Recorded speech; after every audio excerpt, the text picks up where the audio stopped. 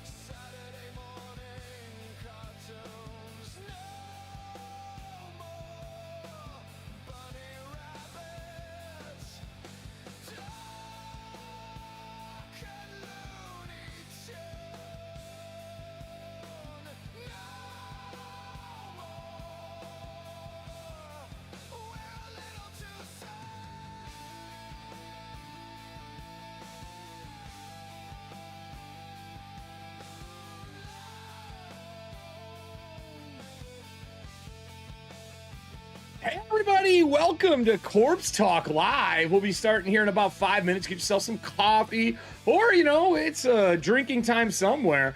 Other than that, Jay is with me today from Bloodlines and Black Magic. We're going to be making a new character for season 2, along with their artist is going to be doing some artwork for this new character. And the best part is we get to build it. Well, I get to build it. You get to roll some dice. We get to talk about it. But all the normal shit that we would do. If you missed anything this week, it has been a packed week. Magic and Monsters was amazing on Monday. Yesterday, we had a pickup where we talked to the people doing Dark Space, and we interviewed them last night about their Kickstarter, which is crushing right now. Other than that, today we'll be doing this till about 5:36, and tomorrow we will have Co-op Dark as we take our lovely breachers further into the wall, trying to find a way home.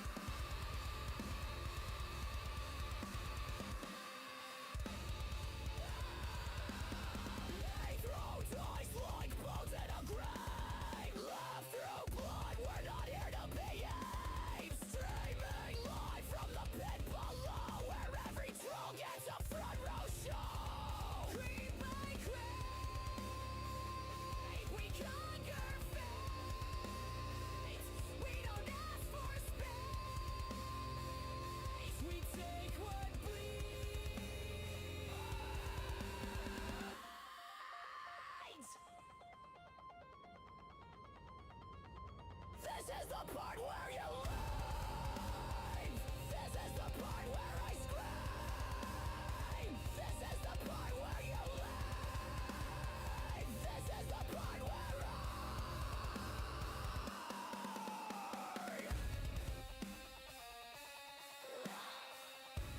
join the horde or get consumed.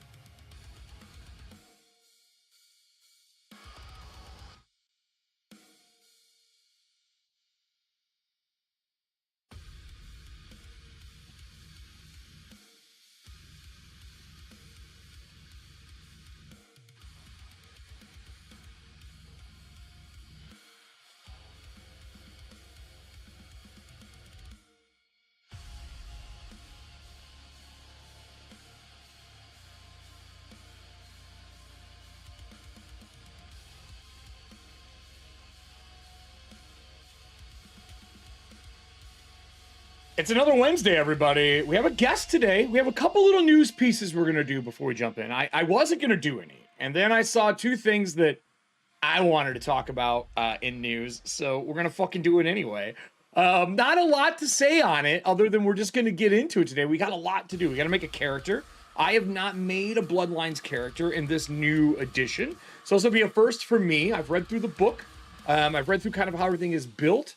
Jay will be with us to kind of go through the process, because if anyone knows how to build a character in it, it should be him. And then we're going to be making a new Season 2 character. So that'll be the second part of the show. But the news part, there is some kind of big news. I've not shown Jay what it is. We're just going to do it live. I like first reactions on news. I don't get them a lot. So enough talking. We're going to jump over. I'm going to bring Jay on from STORMBUNNY Studios and one of the main creators for Bloodlines and Black Magic. I know he likes to pimp all of his team, but I've known him since it started, so he's the one creating it with a team. So let's go over to him as well. Jay, it's an afternoon. I'm assuming you've been up forever, knowing you. You know, I did get up at like 5:37 this morning, so yes, it's been a day already. A day already? Is it a good day? Yeah. Well, I mean, it's not a bad day. I, made some breakfast and got into work, so somebody wanted a form-fillable character sheet, so I had to jump into Adobe right away. No, it's good. I was trying to help you make something so people can make characters easier. No, I'm all for it. I'm all for just, restructuring my day a little bit. Is it, no. Have you had fun building the character sheet and doing this? It's a little coding. You don't code much anymore. Well, no, it is and it's not. Like, so there's options to do stuff in JavaScript. The problem with coding in JavaScript in the sheets is a lot of, like, when you compress it down. Is it more just formulas? Is it more just formulas for doing the character sheets? Yeah, basically. But a lot of that is also native too. Like, from just general design, you can use Adobe's kind of native output values and just generate out of the fields as well. So, like, there's a couple of different ways to. Anyways, yeah, I'll nerd talk on form fields and all that. We'll get into it when we do the character, actually. So I had to do this because, I think you know at this point, I'm a huge kaiju fan, and Godzilla. Yeah. Behold, the world's first Godzilla RPG, revealed exclusively here. King of Monsters RPG is coming out. The art's really cool. Jay, if you have the video up muted, you can probably see it as I scroll through.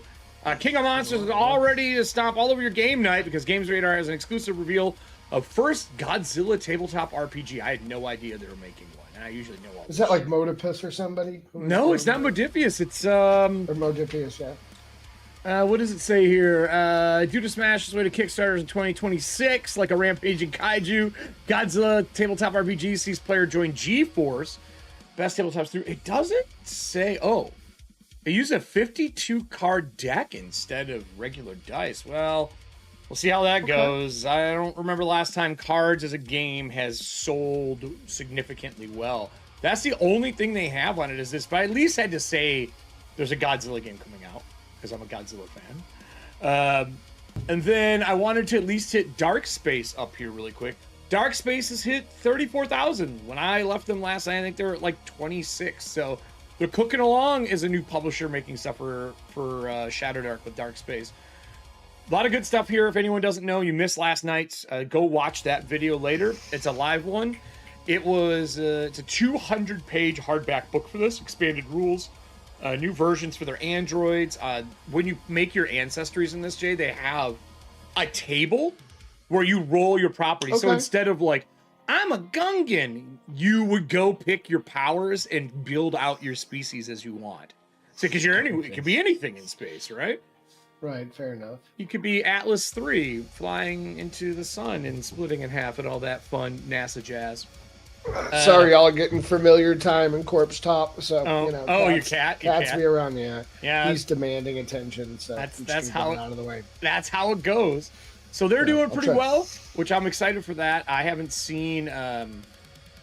Good for them. I haven't seen many new Kickstarters kind of bang out of the park out of nowhere like this in a little bit. So it's nice to see. The other one is Curseborn is now in pre-order. If you want kind of like a curse romance horror, I guess is how I would explain it. But it's now in pre-order. I love the art for this. I'll drop this into Discord for you. The art for this is really good. I think that the main character looks like Laura Bailey, though. even though I don't think it is. Oh, it does a little bit. That looks like Laura Bailey. It does look a little bit. Let me look at that over here in Discord real quick. So you got the dead, the hungry, the outcast, the primals, and the sorcerers. I don't know if this was their answer to Daggerheart? No. This is before that. To Vampire, because they kind of get the different books all in one. But I love the artwork for it, like the Victorian painted up old house. It's clean. It's laid out well. Most of the art's really nice. So I've been looking at kind of going over this, but they do. I can see the analog there. Yeah. Sorcerers to mage and yeah. So they have a Story Path Ultra system. It's a custom system. I'm curious to see how it works. I have not played it yet, but I love that it's a D10 system. D10, that's absolutely in the white. I know. Yeah. And is it a pool system too? Dude, so let me see if I can blow it up here. It's really different. That's is there a focus on humanity or being the monster? That's always a big thing. I have for no me. idea. Like, personally. They have the pre-order, and I'm curious to see how it works. So step one is you roll dice. It's a dice pool, which is a number of dice. Here, I'm going to scoot this over. I want to cover my chat for a sec. So I'm looking more here. Let's see here. Determines the intended actions of success failures. Meets and exceeds the target number. So using a target number, usually an 8, is considered a hit. And then doubles is considered a crit. You then add enhancements. When rolling for actions, players have access to special mechanics called enhancements, which represent additional hits. So you basically get buy-ins. So that's kind of like outgunned. Okay. And then which I haven't played, but I keep hearing about. They're doing a new one called Sword, and it is Zelda. Okay. Yeah, you said that. I'm so excited. Yeah. That was part of Corpse, the second part. Yeah. I think so. Yeah. There. And then you can buy extra hits, but it looks like they have how many successes determines how well you do. So 0 to 1 is a disaster or a failure. A 1 basically is a failure. You do it, but. Yeah. 2 is success with consequence. 3 is action succeeds, no complications. 4, 5, and 6 are extraordinary actions. So it's like they combined White Wolf in the 2nd edition Shadowrun. Okay. Because Shadowrun, you would stage up your successes with extra dice. And that seems to be what it is. There's a little cryptidness to this too. Like some of their backer levels are called moths and stuff. But I don't know. I'm curious. I love the art though. It gives me color White Wolf vibes. Yeah, I mean that's not a bad vibe to go for if you're trying to be monsters and such. Yeah.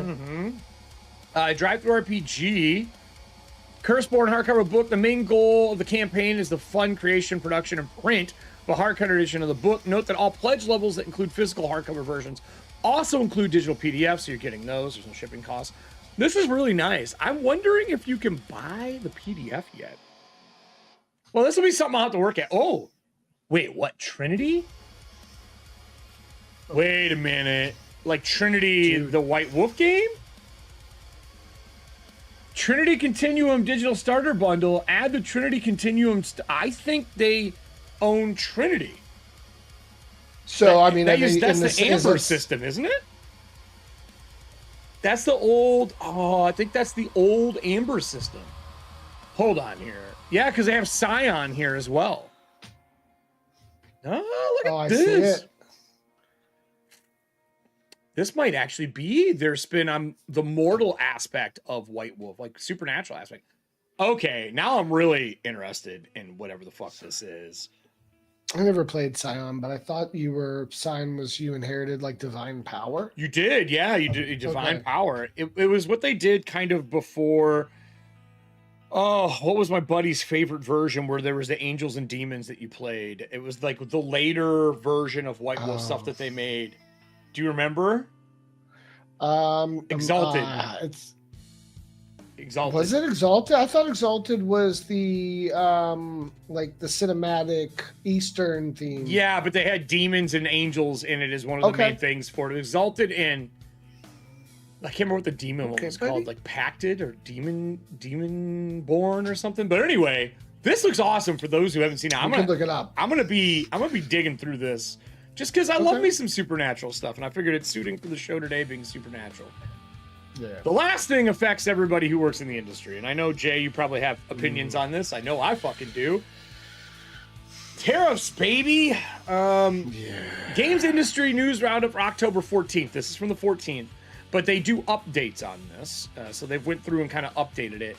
And they're going to bat right now trying to get the tariffs on board, dice, and card removed. And they have been doing it hardcore, and they're showing like the things that it has crushed. So like Metal Singer shuts down, CMON sells global headquarters. Gamma publicly shares a 10-year plan with what's going on and the problems that have happened. Teenage Mutant Ninja Turtles got picked up and is going to be done, but it's Wizards announcing it, which sucks. Oh. And with all of these things happening, though, the biggest problem that's been is everything is delayed until tariffs calm, which has caused, I think it's now up to 40 TTRPG companies to close. I mean, close small... or only sell in the U.S. and conventions. Yeah. Because it's so hard to get that global hub to make things happen. So it's a shitty situation, to say the least. I hope we see this change, but I don't know if we fucking ever will. But I at least wanted to touch on those. I didn't record them. I just wanted the news out. I'm really excited for the Godzilla thing. I love me some Godzilla. I don't know if it'll beat Warpaint because I've been developing Warpaint for so long. But Godzilla, how does it not had a fucking game yet? Like in all these years, out of all the IPs. I always feel like that's something that's better for a board game than a tabletop. Oh, I don't know, man. I think if you're part of G-Force and you were like saving people, getting people out of buildings, playing did you watch Year Zero, Godzilla, the Year Zero one that came out? I haven't. Okay. I'm not, yeah. That is way more of a drama than a traditional kaiju film. And it's about maybe I should go watch it then. Yeah.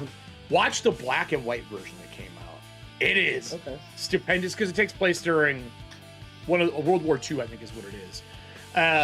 But it's about the life of the people, what they're doing, people signing up and like surviving the kaiju attack when they didn't realize what Godzilla was yet.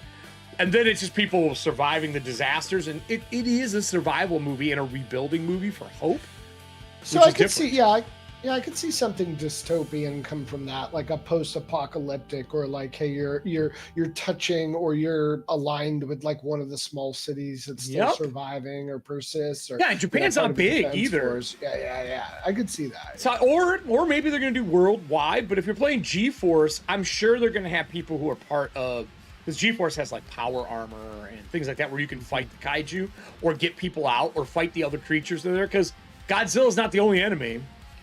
Right, and that's an opportunity, I think, for design too, because you have this place when you're working with specific popular IPs where you don't have to build a full system. You can build to theme. So like you don't have to worry about, I don't want to say worry about balance, but you go into that IP understanding that you're going to have a specific narrative. So like in streaming games, you could switch between roles pretty quick and go, okay, here's my armored character. They're fighting on like a mega scale of damage, right? That's completely different than what's happening, down here with these other thematically important roles and encounters and such. So yeah, no, I could see that being really cool. And I think that's kind of what you could see for a lot more IPs, but they got to be strong, like really popular IPs. Well, you're building new canon too. You're making tabletop canon for the game and new set pieces. There's been a ton of Godzilla comics over the years to pull from, which, as we all know, comics have more things that relate to a tabletop game than even cinema does. But I will say, we just did Daggerheart on Monday for Magic and Monsters, and our party was split in 3 the entire show. Okay. So there were 2 that were up dealing with more of a combat-focused area. There were 2 that were combat, 2 that were sneaking that ended up turning into something else in an escape plan, and another one that was like role play and investigation, and we were just switching between the scenes the whole time. So that stuff in Warpaint I do all the time, so I could definitely see it. I'm excited. We'll see if it's any good. I don't like the card-based thing. I don't know about that, but we'll see. But yeah, but you can take encounter or you can develop along that too. Like if you really want to play a story in that space, You have to can. bring it over to a rule set you like Daggerheart. I'm sure you can easily take. Sure, but we're gonna people make don't do Daggerheart that. characters. I would just go run Warpaint then. But people Yeah, don't do that. fair They enough, need to be yeah. given a system that works. So we'll see what happens out of it. We don't know. I at least wanted to touch on this stuff before we go. Congrats to Shadow Dark, which apparently is going to hit 35,000 before the end of the show. Nice. I'm the curse board. I'm going to look up, but enough of that. We got a character to build today. So when Let's you do were it, dude. on for Corpse Talk, we talked about let's make a character that can be used for the game, like another season or the current season. And then I went through and started building stuff up. I happen to pick something that you don't have a ton of pre-generated characters for yet. I have ideas on what I want. I have some page numbers written down to kind of make navigating this easier. But you went and made a form fill sheet, so I'm going to take us over to the new form fill sheet. And you're doing a more advanced version. But you, I haven't pre-tested that form sheet, so like, hey, we're going to find out. Outputted it this like I don't know 11 a.m. this morning. It's gonna get put through its paces right meow. We're gonna field test it right meow, right meow. right meow. What'd you say? Yep. So this is. Let me pull it up on screen for everybody. I have an Acrobat. Wrong village, buddy. We'll see how Acrobat works today. We all know Acrobat is a monster. Dude, I crashed Acrobat 4 times this morning. Are you fucking serious? Yeah. So you can memory failure it once you hit like 150 fields. And I was editing. I think I've got 200 because the character sheet's 4 pages. Right. So of the 4 pages, all the fields, there's like 204 Dude, or it'd be 208 fields so on the sheet. hard to merge them all later. Like you couldn't like do a sheet. If one sheet's related to another sheet, you can't then like merge pages together and have the fields work. You have to like reconnect all the fields. Oh, I know. If you have to make any, yeah, that would be a nightmare. But I hate it. I'm not trying to change it or update it, for a couple of years. So hopefully it won't be a big point. Excuse me, Jay, where am I supposed to put my player name? That's up at the top where it says, the character name. Yeah, no. I will just. If you don't know your player name, I can't help you. Also, like it's more if they get handed in, and the GM needs to know whose player it is, whose character. I mean, if the GM should just be, let's take a note. Excuse me. I would like to see my character. Well, I mean, I just put it at the top. It's fine. Put it in the errata. Put it in parentheses. That's what I put it. I did. I put it in parentheses. That's exactly what I did. So. Okay, I have the main book up. Where do we start in the main book? Well, I mean, you can start at in chapter 1 if you want a really quick walkthrough. Obviously, I want to take you to page off the top of my head 12ish. Character 11, building. 12. This one, yeah. The one that has. That might be. Let me see here. What the character sees. That's the POV table, point of view, or sorry, pierce the veil. The cover. Pierce the veil. Well, you're behind. If you just have it open, you can tell me what page numbers as well. We can do it that way. You know what? I should open it. I was working on something else. Hopefully it doesn't crash on you. 4 times, dude. Fucking Acrobat, man. I was very frustrated. Dude, I almost stopped using Acrobat entirely because of the amount of bullshit that I've went through. Like, my audience has watched me scream at Acrobat. Yeah. Have you been doing more Affinity? Yes and no. I had some projects I had to finish up in Photoshop, and they're already in there, and I couldn't convert them because they are artboarded, and it doesn't take artboards into Affinity very well.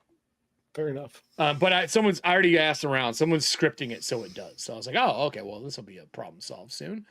So let me get, what type of music do I want for this? I'm gonna grab some White Bat here. Get some good background music. I think he has a new horror one he put out in October. Ooh, Moonlight Martini? What the fuck is this? Should I make a Moonlight Martini? Yeah, this right? martini made with gin that we aged in a full moon. Yeah, don't worry, it gives you superpowers. Yeah. Let's see here. Sat. This is pretty calm. We'll see. I'll let it run. We'll see what we get out of this. It's very calm, actually. Oh. Oh, okay. All right, I see you. Your character mood music will Right, be yeah. slow and horrible. So I'm on page 13 that has like the steps, like generate ability scores. So, okay, this is the one I have written down. So we want to generate ability scores first, huh? What does it say? Okay. This is different. So how are your stories built? Which point buy system are you using? I generally go with heroic.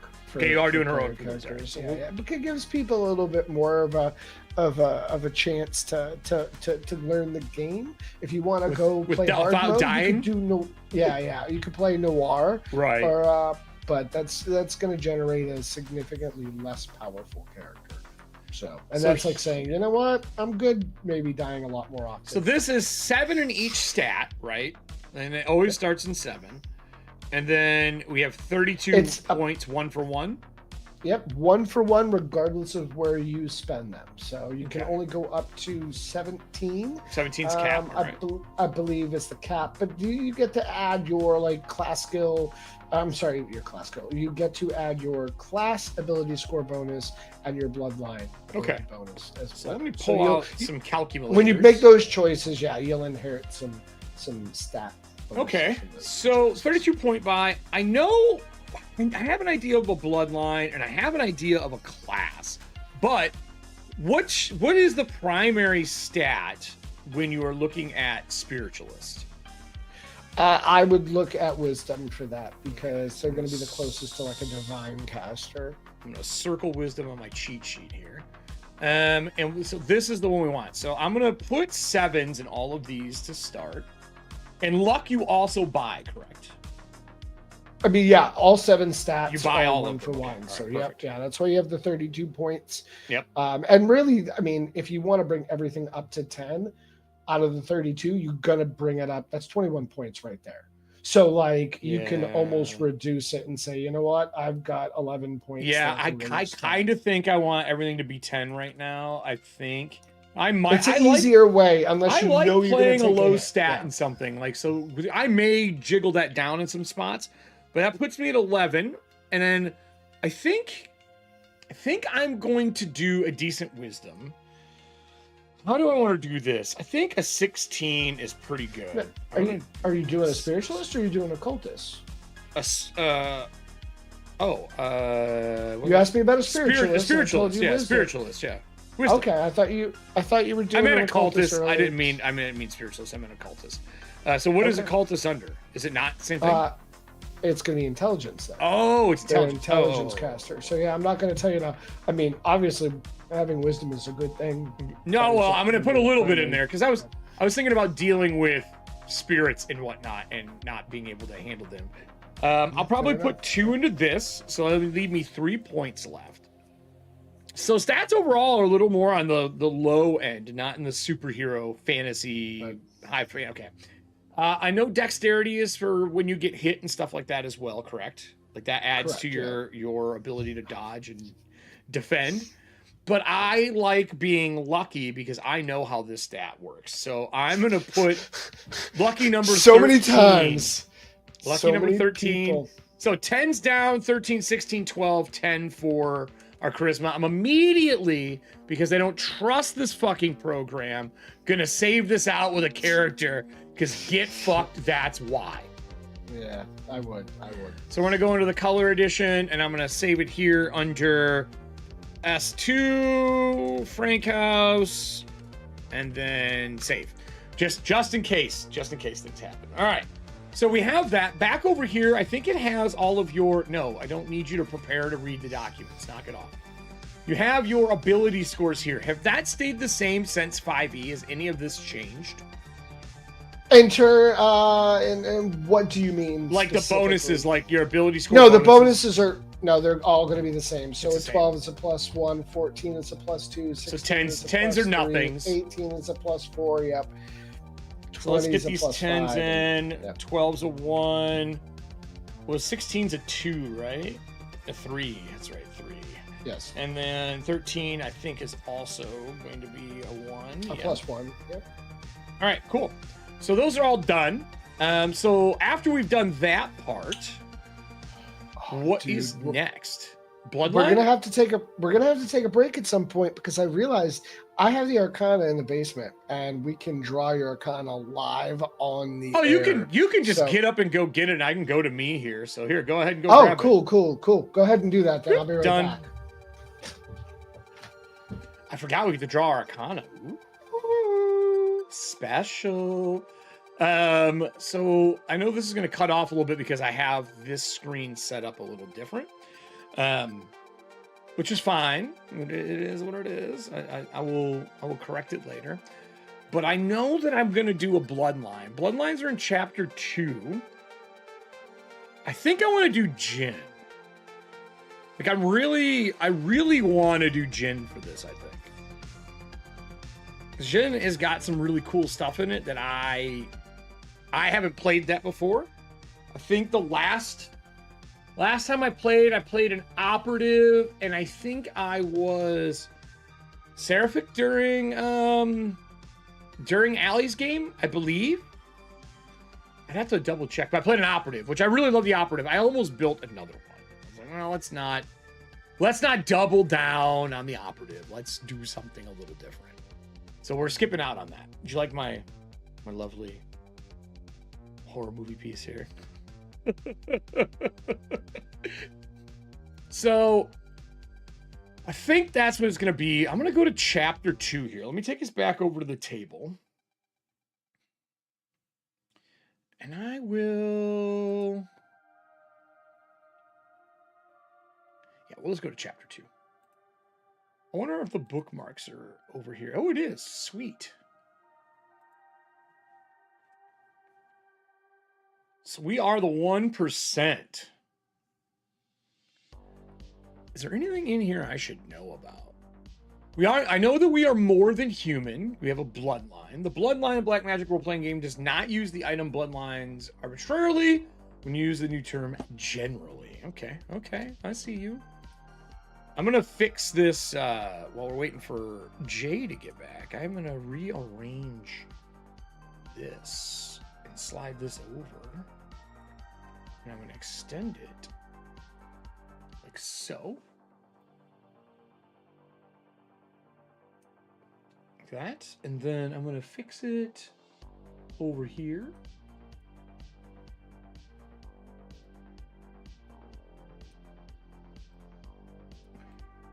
You back?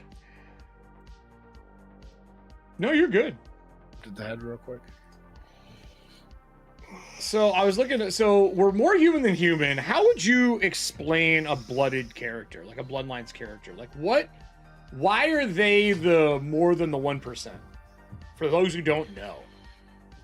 Oh, just because of their potential.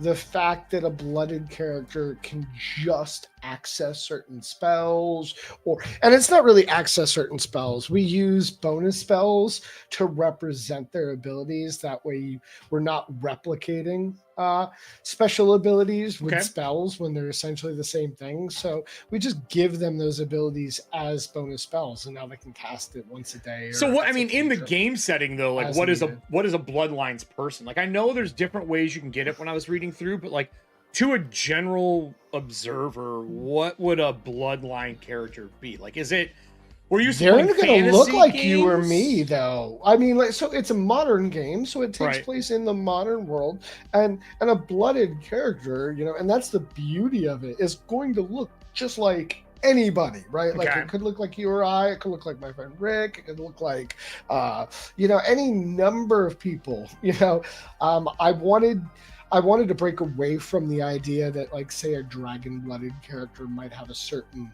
ancestry or legacy or heritage or whatever the idea. So because dragons, for instance, are, you know, not the biggest thing in D&D, you know, regardless of what people think, but like they're in all these other myths, right? Like, so you can play with dragon, especially different cultures too. They're very different. Yes, absolutely. So you can play with the dragon concept and deal with like Persian culture. You could go into like Celtic culture. You could go into numerous African Sub-Saharan cultures. Like there's all these other references that deal with draconic energy or dragon-like entities that don't fit, a specific commonly, exploited. I guess I don't want to say it like that, but kind of exploited. It's all fiction, space. baby. Yeah. No, I guess what I'm saying is I wanted to break away from common Western narratives. Oh, yeah. So I didn't, is what I'm getting at. So a blooded character could be any of these 7 bloodlines, and these 7 bloodlines have strong themes that fit to those, to fit to cultures around the world. So the Jin blooded are probably a little more in the MENA space, but I'm kind of, that they're like a personal favorite in that I lived in the Middle East for 7 years. So people that's kind of shaped it a little bit. I see you got something in here for the unblooded. So there is a way to play like a pure mortal. Absolutely. And then they get extra attribute bonuses. They get a +2 to a score point that they want, and the character gains 4 or a D8 extra bonus skill points. Oh, so you're basically letting someone be a mortal that doesn't have all the extra shit, and they still get something special out of it. That's cool. And then so the way that these manifest, there's numerous ways. Like it could be inherited. It could be you awake one day with it when you hit puberty. It could be your family passes it down. It could be an object that you get. It could happen during grief. Like anything is it kind of like is it all the tropes that we've seen for how you get magic or become, demon blooded, or is it kind of like all those kind of tropes? So yes, for the most part. I mean, like I don't want to say that there's, all these exceptions, because the model list that we built was designed essentially to say, hey, play through some of your favorite tropes, or like people are related. Story, people relate things to that stuff. Yes, so. It's an easy hook for the player to buy into the narrative when they have common ground. So I like to build my narrative before I pick my stats, which I know is opposite for a lot of people who build stuff. Which makes for better storytelling. So if that is something you're thinking about, I'll do it as we go. I think that his power is going to manifest. I don't think it's family. I don't think he killed somebody. As a spiritualist, so he's not going to race sports cars and have 7 movies? What is the difference between a spiritualist and an occultist in this game? So your spiritualist is going to have some restricted spell casting. Like they don't get 0-level spells. They only get 1st, 2nd, and 3rd. So that kind of cuts away. But they get this like essentially spirit that they can deploy in combat. Are they closer to a medium, or is that the occultist, like the one who would like speak to the dead? Talk to they do get speak. Yeah, that's their realm essentially. That's like the they spiritualist. Can focus. Okay. Serving hands. But yeah, absolutely, you could definitely like see them in that space. But they tend to work in either in the astral, the invisible, or the etheric, or the 3 primary realms that a spiritualist would work in. I can continue. Sorry, I'm just reading. Yeah. Nope. The occultist, on the other hand, is just kind of a generalist who is more of an arcane intelligence-based caster. So they get a smaller starting school, or a smaller starting pool of spells. Say that 5 times quick. But they can learn from anybody's spell lists, right? So they can just go out there and just learn all the magic if they want. So an occultist is like a general practitioner almost? Yeah. Yep. More like a generalist or a universalist, if you wanted to. I had 2 concepts story-wise. I had one where, what is the person who, my buddy did this for CapTel. What is that position called where you are doing the typing for people who speak so someone who is deaf can read it? What is that job? There is an actual job. That's all automated now. It is now. I thought that was just like a copywriter. No. But I don't know. Writing for the deaf. So I thought about playing this because I figured he obviously is out of the job at this point. Yeah, I mean that's all been automated. So right, exactly. What? Yeah, we're in that dark crossover period with automation taking jobs. So what is this called? Not prepared for it myself. I didn't know if there was a stenographer. Is that the word? I thought a stenographer did court recordings. Yeah, well, I think that's what they moved into. Oh, maybe then. Yeah. I was when I think stenography, I think of courtroom reporting. Yeah. Serving Hands said the same thing. Stenographer. Yeah, I was talking about the person who does like, I think it's still a stenographer, right? For the person who does it for Tommy, who owned Enlightened. Well, if it's going to be your character, we could just shorten Captel. it to. Serving Hands is a dictation, and in that case, for Eric, we could just shorten it to Dick. Oh yeah, it's true. It's true. Dictation. It is dictation. Professional Dick. So dictation, and then I think he's trying to be a stenographer now. Maybe. Okay. And the reason I did that is because I think you would learn so many things typing for one conversation for someone who's deaf that nobody else in the world's gonna fucking hear. You're gonna hear everything under the sun that's getting typed to these people, from poetry to fucking sex to, like, you have to type it all. But I might have picked up some of my magic by doing this and hearing about some of the fucking like underground groups that are in movement and what they're doing, because you're not allowed to talk about it afterwards. Like you go to court, like you can get your ass suit off if you talk about that. That could be a really fun intersection with Fabled Brush's character as well, because her old school primary character was a lawyer that got pulled into the invisible world. Yeah. Oh, yeah. Yeah. So, like, if you wanted to go that route and you wanted to tie it into stenography, maybe, and you wanted to be like, he or her, I don't want to assume your character. Oh, it's a guy. It's a guy. Okay. He's going to have a beard, too. It's got to represent me if other people are going to play. Come on. So, there you go. Just screen grab. I wrote down beard, yes, immediately on my sheet. So for those who don't know, I do cheat sheets with page numbers, so that's what all this stuff is. So I kind of like know where everything is. You know what? And I should be taking notes myself. So I'll put all this together. So I like that, like, they did dictation for, and I think they work for Captel because this is the real world. So they worked for whatever version of Captel will be, but they work for that. Okay. I think that's how they started. It's weird, man, because there's like full. Hold on here. Because we have this pulled up. This is the. And just from my notes, you said you are going to make this a Jin occultist. I know. I just saw. I think so. Hold on here. Let me pull this up. Fabled's like, oh, another occultist. I'm like, yeah. Well, no. What do you mean? I thought, what are we short on? The thing you sent me. So we have a couple of sheet. Keep in mind, like, there's been multiple illustrations as well between older editions. So I mean, I'm fine doing spiritualist too. Yeah. But, I mean, you do what you want. Like, I want someone who there's only 7 characters. I mean, there's 7 classes. Well, currently I'm thinking occultist. That's where I have it marked. I can easily hot swap when we get to the classes. Stenographer is a dying profession. 100% agree. Yeah. For those who don't know, this is a real thing. Let me pull this up for you guys. So this is Captel, and these are the phones I'm talking about. And I was just watching a horror movie where the person was deaf. What the fuck was it? Serving Hands. What was the horror movie that I recommended to you? The one where the person was deaf and was like trying to type. It was like an old. Oh my god! It was on Shudder. Anyway, it comes from that. And she would answer, and they were making a horror movie somewhere, and the people who are in the horror movie are murderers, but she's deaf and she's a makeup artist. And so she has one of these ones, and they're in another country, and no one understands it. I think they're in Russia.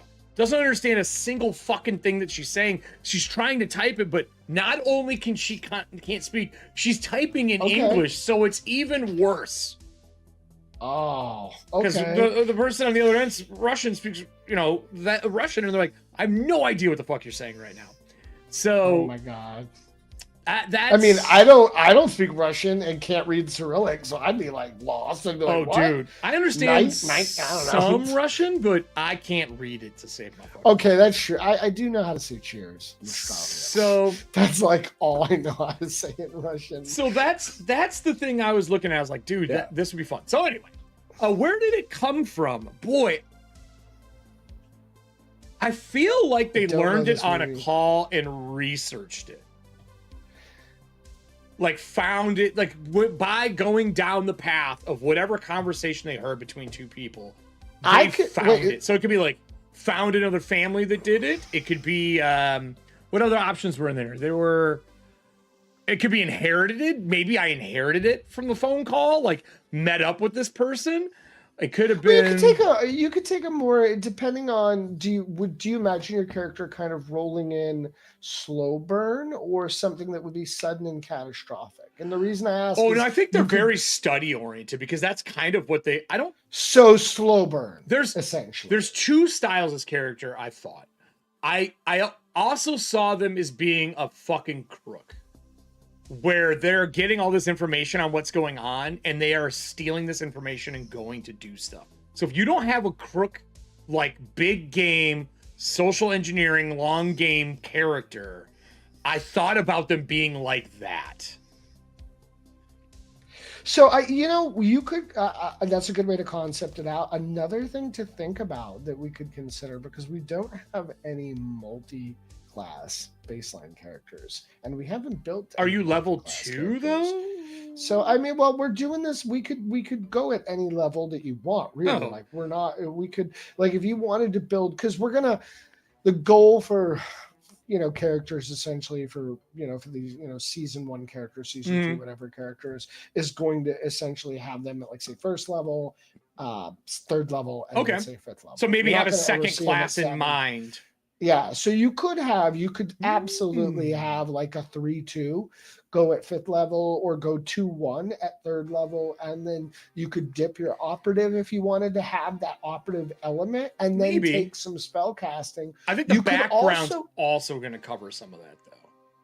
You could also flip it and go with your favorite, that operative. Or no, I already I've made 2 operatives already. I don't want to do it again right away. Okay. I was getting, well, because you could do it with the spell casting option. I was actually thinking either occultist or spiritualist and brawler, because if they're going in and doing horrible, like, not horrible, but like, I show up to the retirement home.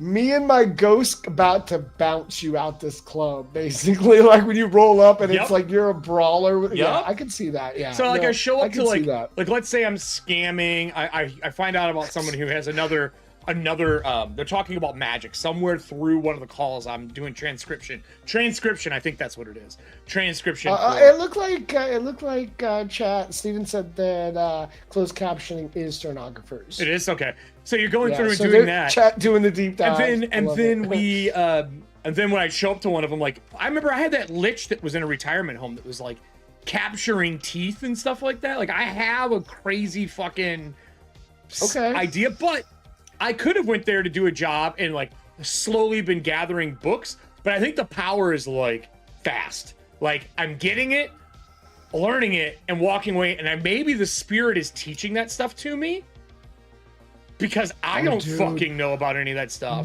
So what if you've got this character that, like, I want to ask, so how old do you see? Is this character going to be age appropriate, like your age, or do you see them maybe yourself? Somewhere in their 30s, I think. Oh no, you know what?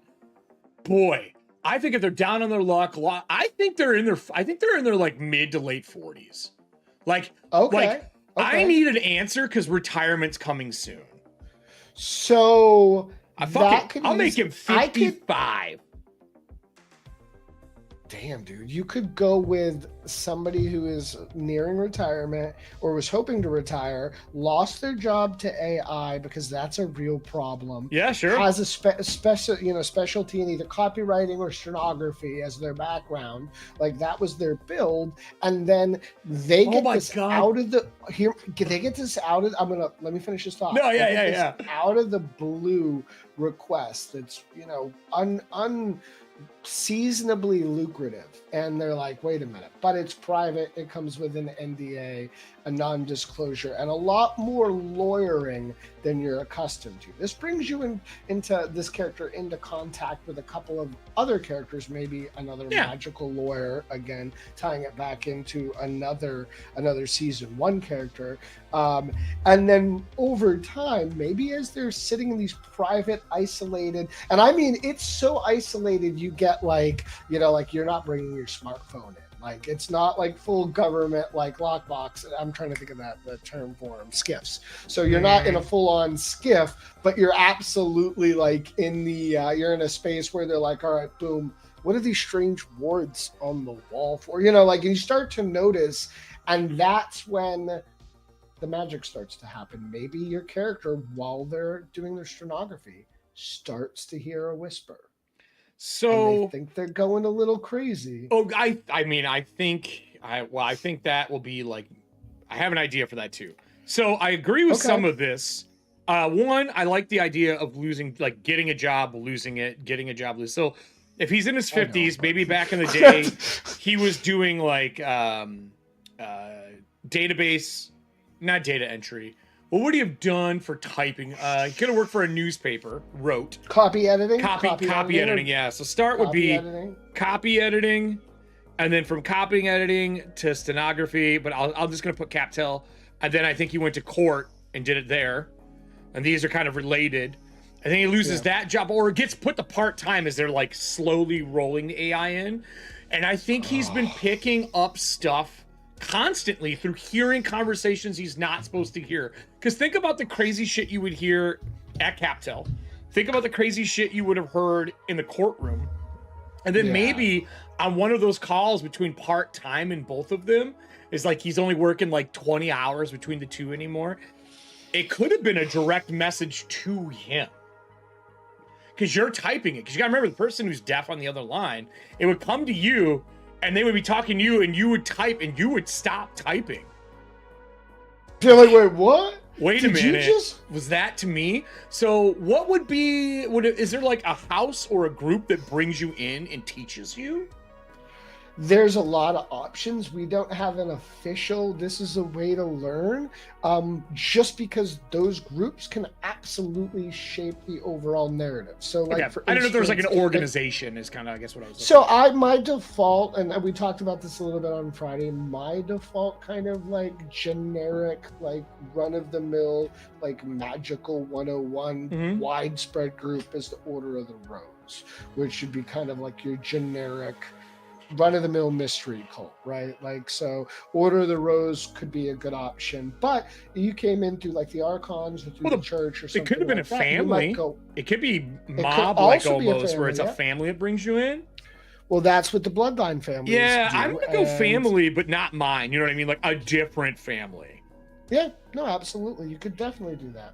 I know when I was selling in real life, I was selling Nextel and Motorola's, and a family who owned it from the Middle East was running it, and it slowly but surely I just started getting adopted into the family more and more for like all the events that they ran.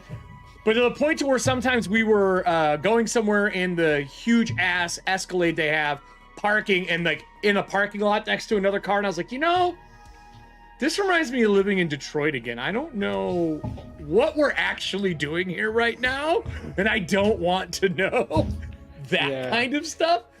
So that's fucking, I like that. Okay, so we got an idea. We know we're going to do Jen. We're in the Bloodline section. There are bonus spells, which we've talked about before. There's also Attunement that we're going to be doing. I'm going to scroll through these just quickly so people can... Do you have an idea what level you want to build for? We're going to do one to start, I think, unless season 2 is a different level. If season 2 like is I said, we could do... I was just giving you the option because we can build down for season 2 if we need to, or we can build up. I'll just do one. It's fun. I think we just do one because of time.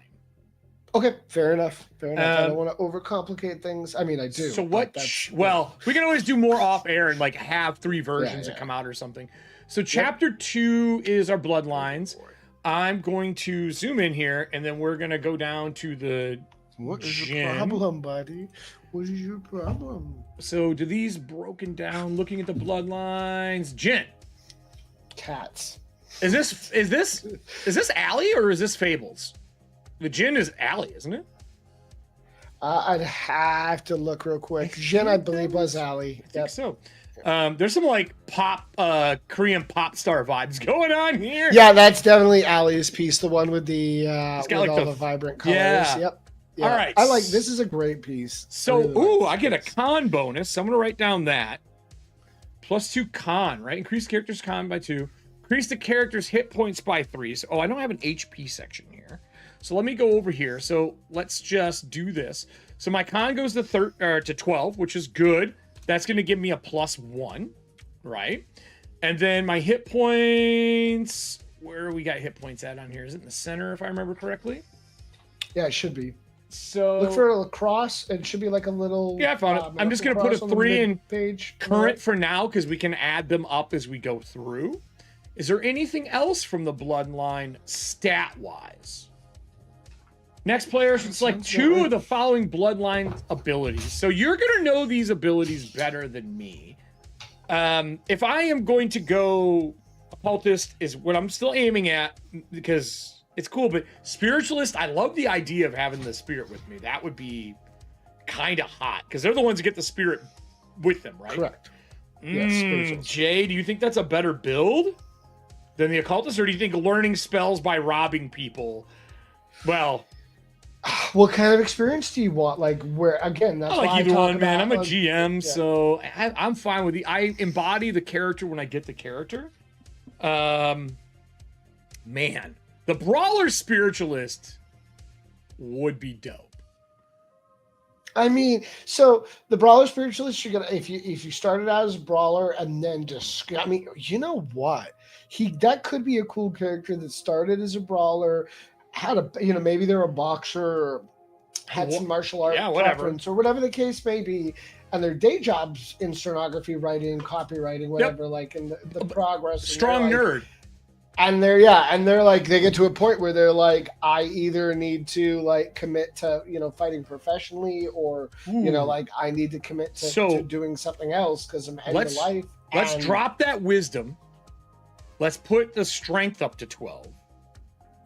Is hand-to-hand combat strength or dex in this game? Depends. It can be dex. Depends on the hand-to-hand. What about for brawler? What does it fall under? Either or? I would go strength. Okay. Yeah, I would go strength if that's how you want to. Let's go strength 12. I could fight. I was a smart boxer, technical, right? Sure. That's what smart falls under. Or something along those lines. Dexterity 10, con 12, luck 13, 16. Not the wisest, let's be real. If I'm willing to do the shit that I'm doing and rob people that I work people over that I don't know, probably not the wisest individual.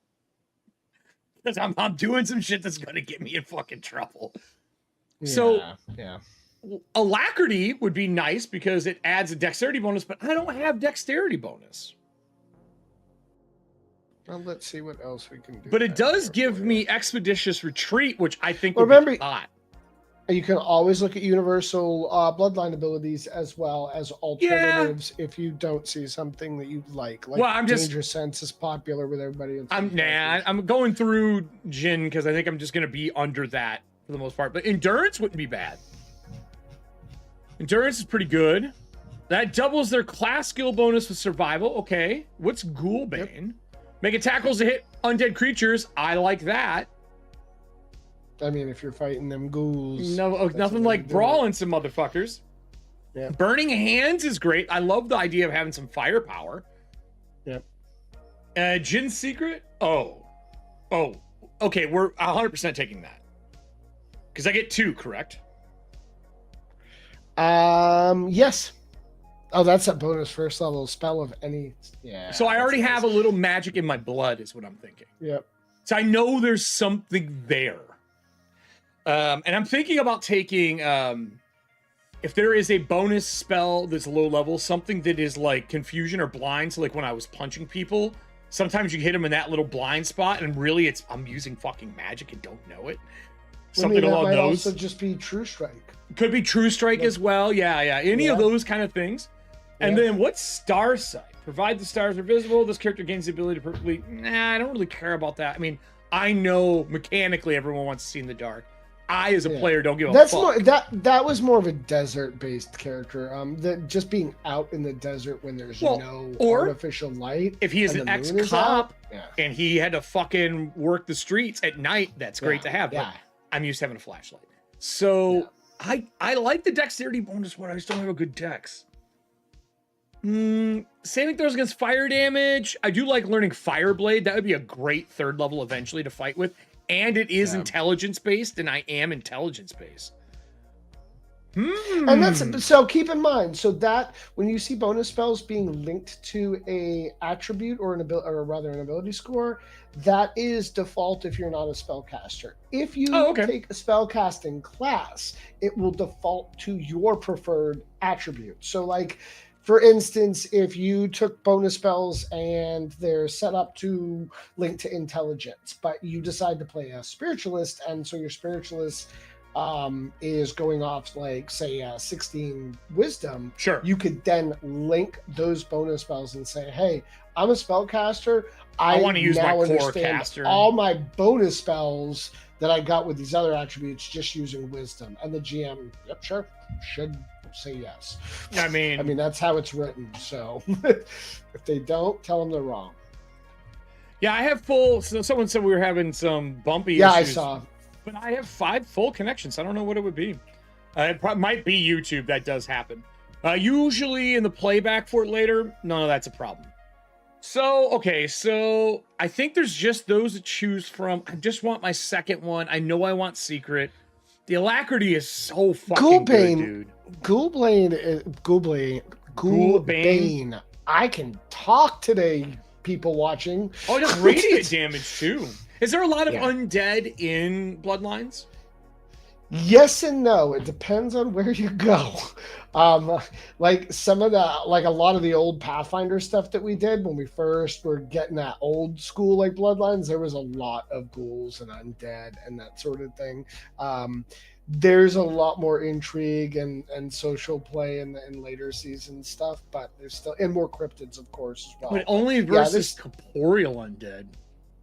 Well, that's Ghoulbane, you can upgrade that though. Like you can attune to it, and then it will affect incorporeal creatures. Oh, that would be that's actually really good because I could grapple fucking undead. Yeah, I like the radiant damage. I also like that there's light, so I can just create light later in a 5-foot radius, like candlelight. I dig that. I'm gonna go. Yeah, look at the bound ability for 5th level. Yeah, look at the bound ability at 5th level. That's where you can affect ghosts and specters. So on the character sheet, let me scroll. Where do you have your? Where are your? Should be bottom left for. In the on page 1. No, page 2. Apologies. Bloodline abilities, page 2. Got it. Perfect. All right. So and there's check boxes you can just check in there if you're attuned, aligned, or whatever. So we're gonna do Ghoulbane, and then we're gonna do. Oh wait. Do you put the level of the ability in here, or do you put the?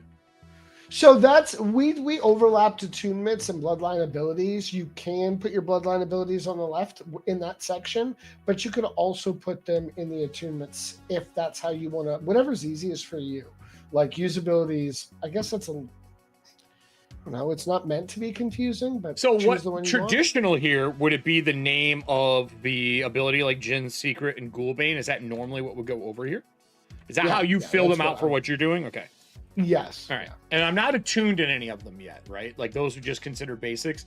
But I do get both first level attunement slots, or do I not get both first level attunement slots? No, so you have to choose to attune to them. So you choose the abilities, and if you look at those abilities, they'll have a baseline ability that's listed before attunement. It's normally in the last sentence. Oh, yeah. The character adds a class die as a bonus on attack rolls. Okay. And school zombies. Where would you put that information at? So that's up to you. You can write it under the bloodline abilities and just put it in, smaller text. You can put it in your notes. I'm going to do notes. On page 4, there's some notes. You could also, what I normally do, just to make it simpler, is I'll put the ability and the page number, and then I'll just go back to the page and read it. Yeah, well, I want to be able to read it while we're playing. So attack rolls versus school zombies and corporeal undead. What does this say afterwards? Corporeal undead. Stacks with martial characters. Okay. I would say for your note piece that you have here, I would just make this one big story block for story notes, one big piece, because when you write in them, you get a line and then you have to like bump it down to the next line. I did it as individual lines. I can fix that. I would not do that. Just because you're going to run into having to do this every time and shuffle it down, and then auto your font size a little because it chops. As you go Yeah, through. I have it set to 7. Yeah, I can adjust it. I was doing it super quick this morning. No, you're fine. I'm just giving you notes for editing later for you. Yeah. I hate Oh, making trust me, character sheets. I hate it. I originally did it as one big block, and then I was like, you know what? I want to do this consistently, and I reset, and it just went line for line, and then I reshaped. I wish there was a way to do the block in an Acrobat where it would auto return when you hit the edge of the box, and you could space it properly, but it doesn't quite do it the way you want. Like, I've tried. Well, I think you could set it up to code it in such a way where you can set a base font and then adjust from the base font size baseline as needed. But that you'd have to go into the core settings and set the new base. Otherwise, the auto starts at like 12. Gotcha. So, which is not bad. That's a good readability thing. You really do want font sizes to be like 11.5 or higher. But yeah, it is a pain in the butt. I fucking hate it. I fucking hate it, dude. And this is page 33. So I just want to copy this down and kind of show people what I would do. So that's there. And then we'll go to my Jin's. What do I get for the other one here? Jin blooded characters have long look to occult mysteries, the seeking meaning of their lives. This character is no different. When the character is targeted by a spell or power that alters or affects their emotion, character adds their class die bonus as a bonus to any saving throws. Oh, so they're hard to convince to do shit. Yes, they're perfect. Very stubborn. I mean, hey, makes sense for someone who's also doing what they're doing. Trust me, that is very culturally, and yeah. It was not on purpose, but I will take it. So how far do I need to go from bonus over? I'm just gonna see if I can cut some of this instead. No, we'll do 2 lines. Fuck it. Hey, buddy. Have you found that people who've been filling these out physically, that there's enough room on the character sheet? Considering I just whipped this up this morning, no. Oh, no. I mean, when they print these and use them. Oh. You know what? No one's complained. I was just curious because everyone's different. No one's complained, but my in-person players, a lot of them either don't keep notes or I have one note taker. I have a couple. I mean, players take notes, but I'm like, they take notes separately. Stop hitting your table, Jay. I know, I saw it. I didn't mean to. But like a lot of them, they just take notes separately. So like, if it is too small, yeah. I have one player that's got a whole book, a journal just for her so you have a Kelly. Oh yeah, absolutely, yeah. Yes. Emotions, power emotions. I need this line. This is the line that was missing, and we'll cut this over here as well. Yeah, I can make that one. Oh no, I'm just making space. I'm just doing my thing. Yeah. All right, so we got those both in there. We have our bloodline abilities. Do we pick attunement or anything at this point? That's up to you. I want to do it in the order. I want to do it in the order that you're teaching people to do it in the other chapter.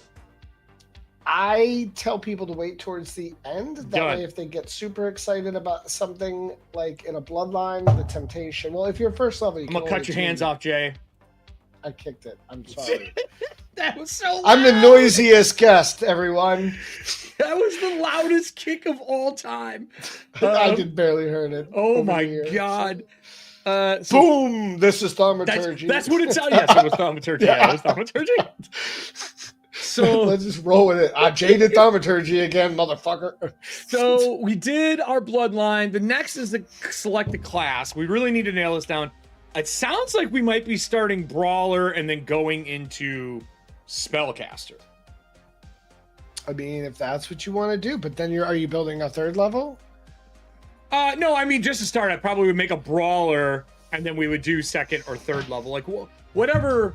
What are the steps that you usually build your levels in? So like, are your secret characters 1, 3, 7? Are you doing odds? Like, how are you doing them? Or is it 1, 2, 3, 4, 5? Like, so when we progress in our home group just through normal levels. I mean, for your building, right? For pre-gens, the plans are to go 1, 3, and 5.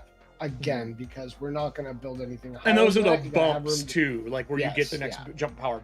Yeah. And you can't. Well, so the bumps yes and no, because 4th level is a bump for the feat and the ability score bonus. So that's yeah, but class pivotal. abilities is all anyone ever gives a fuck about. Let's be real. Sure. So I would go 3, and then I would probably just either figure, do you want to go 2? Where do you want to be progressing? Mostly as in you're Magic. playing? Mostly in Magic. Then I would go 2 brawler, go then- 1 spiritualist, because once you have to go to 2 in spiritualist, and then you get to choose whether you're going to progress as a brawler or as a spiritualist. If you know you want to keep messing with Magic, then do your 2 levels in brawler, stop it, and you'll do 5 levels essentially. So 2 brawler, 1 spiritualist. All right, done. Problem solved. Okay. So that's good. So that means that to start this off of the day, then we are going to brawler, right? Because you don't draw your card, your Arcana here. You don't do your background yet. Arcana, it looks like it's stage 5, step 5. Yeah, So you can do that later. So yeah. You might know this. How in the fuck in Acrobat do we make a way to have little buttons on the bottom where you can have hot pages at the bottom? So like so you just would design that in. I would essentially go in and create either new fields, either invisible or visible. No, not in the PDF. In Acrobat, I want buttons on the bottom that when you're on a page, you can say mark this page, like dog earring. Oh, you'd need so to, I can like go back to 12 whenever I want. Yeah, you would need to write something specifically that overlaps or interlaces. Somebody fucking do this for tabletop RPGs. Because it's like keeping your fingers in the book. No, because there's 1,000 bookmarks, dude. So just at the bottom of the page, having those 3 to 5 things, like you have, for example, if you're always going back to how to build your character at 12, your bloodline at whatever page it was, 33, and then your class that's on whatever, you just could hop those. Because every time I come in here, you need different bookmarks as a player. Like your fingers go in the book. You dog your book differently. You know what I mean? Like you want, I get that there's bookmarks, but I don't want this panel up all the time. Like never do I want the bookmarks panel up for fucking 20 minutes of me doing shit. Well, it's real estate, and if you have multiple monitors up and you're splitting the screens, you can't pop bookmarks out. Yep. Bookmarks have to stay in it. Like if I could pop them out, I would happily do it. So I see class advancement. What page do classes start on here? I wrote down 66 for this. I think that's it. So 66 was the spiritual. Hey, right to it. Yep. All right. So 66 for spiritualist. The spiritualist is the one that gets the spirit kind of that travels with you and does stuff. All right. So. But your relationship at first level is going to be really nothing new. Just so things that I've heard. Stuff like that. Yeah, 100%.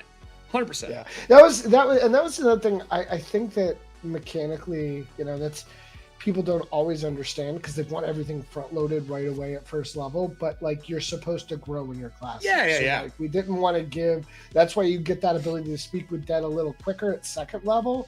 Like you'd normally get it through a spell at third or higher levels. So they're a little more advanced in that regards, like in their connection to the dead and to spirits that are unseen. But I didn't want to write them to just deal with the dead because they might be dealing with dream spirits, and you might have a GM who's dealing with like just invisible like spiritual entities. Do you have eventually a spirit that's tied to you and that's the one you always call, or do you get to rotate absolutely. What you call?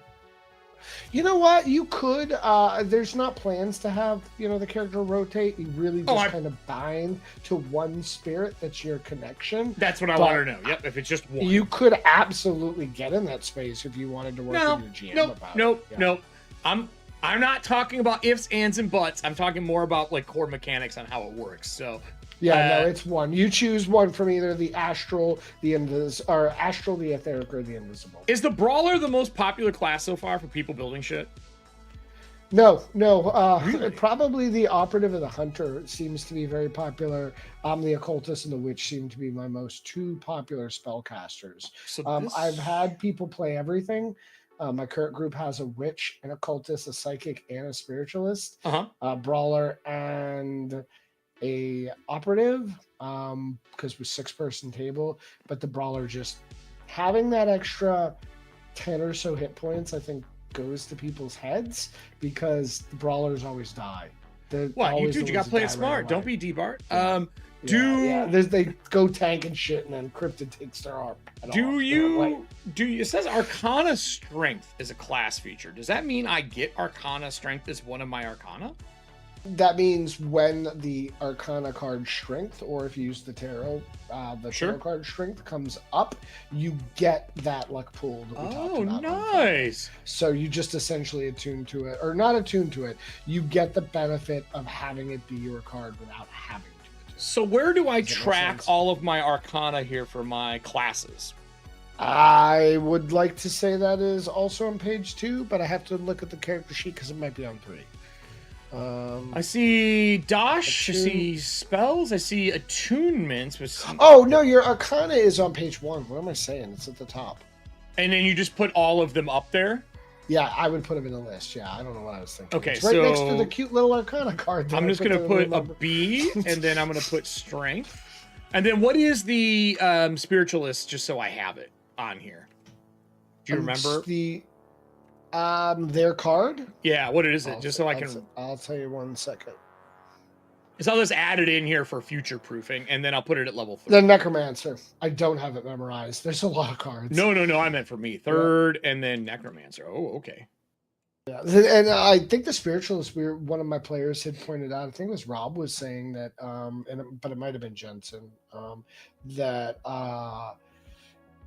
excuse me. Get to edit that out. Sorry, Eric. But they were saying this is live, my guy. Well, fair enough. Yeah. That this was one of the only cards that doesn't have like one of the Arcana, major Arcana, the Necromancer being one of the aspirants. Is there a reason for that, or just no? It was not. It was so the Necromancer is supposed to represent their connection to the etheric, because again, they started out as these like characters focused with the afterlife, so they've evolved to like incorporate the astral and the invisible, but originally when they were the mesmerist and they were like that death speaker kind of character, I remember that's what we were leading into. So it's just evolved. Yeah, well, I mean, dude, tell me about it. I fucking Athantia, I think, has been through... How many systems did we count last time? I finally found its home. I think it's been 7 systems that it has been through. Are you, or 7? I thought last I caught it when you were playing Pathfinder 2. No, I left it. It's Dragonbane. I'm getting ready to... I'm in layout right now for Dragonbane to go to publish. Okay. Audience. So we did... That's cool. I didn't know. It started in 3.0, then 3.5, then PF1. Then 3.5, then 4th edition, then Pathfinder 1, then Cypher System, then 5e, then PF2, and then now in Dragonbane. So that 9. And 3.0 to 3.5 I don't really count because that was like the same kind of time frame for everything. It's an adjustment. Right, yeah. I mean, you could almost say that Pathfinder 1 is 3.75 too, so. And Michael in chat, he was talking about adding a button to the application itself, not to the PDF. Yeah, to the application. Yeah, I know, right. Like putting them in the PDF is super easy. Putting them into the application, but again, I just use bookmarks for that. So. I do too. Just too many. I just want like hot buttons. I want they should be called dog ears. They should just be called dog ear.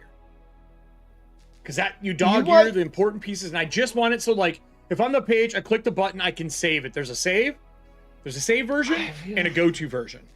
And I've looked for scripts and there isn't one. And you'd think with all the people who use it for reading, there would have fucking been something by now.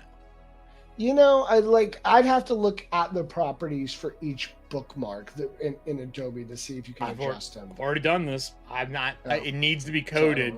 Val was saying, my friend Valerie is like, you could probably code it. My answer to you is stop using Adobe. I was like, yeah, no fucking shit. Like, again, find a better application. Like, I'm trying to, It's I don't want to. Maybe we just need to make a new PDF editor.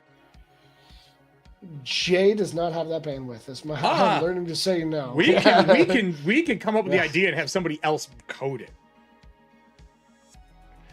Just saying. Fair enough.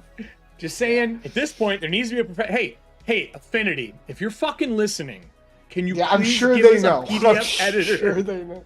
Yeah, I'm sure that's next. Because, I mean, I don't know what you're experiencing, but like anything that I've outputted from Affinity so far, like, so for all the characters I made from a Halloween game, I outputted all of those in the Affinity publisher directly to PDF. But when I tried to print, I could open them in Adobe. When I tried to print them, Adobe would not flatten any of them. I took that same PDF over to Foxit, flattened it normally. They don't want to play together. No problem. Yeah, and I get it. I know why, but it's just really, it's a headache. So needs. Michael said PDF gear can do it. I've been looking at PDF gear. I actually just shared that with Jay the other day. Okay. PDF gear. I haven't looked into it because of time, but I am interested. I haven't looked at it either yet. It's on my December crash course to write myself a course for learning PDF gear. So anyway, so starting this, we're gonna do Brawler, and then our goal is to go. I mean, I guess we could just build him as a level 3. I don't think that would be that hard. No, it shouldn't. But in that case, you're going to want to look at building dual class characters, because you're not going to get to add you're going to take your bonuses from your Brawler, not from your Spiritualist. Should I be doing this in the reverse? Well, no, it doesn't. So yeah, fit the you want to narrative though. It has to be Brawler first because it fits the narrative. It's Brawler first. It's Brawler first, and then Spiritualist for the narrative. Yeah, essentially, because you want to keep leveling as Spiritualist. Yeah. So you're going to do 2 levels of Brawler first, which means you're going to get a Strength or Con bonus, and you're going to drop that Wisdom bonus. I think that you took as, or did you take Charisma or Wisdom? I took Int, so I have to swap it from Int because Spiritualist is Wisdom, isn't it? Yeah, Wisdom or Charisma. Brawler is Strength or you get to choose. Yeah. I'm gonna do Charisma. I think he's a talker.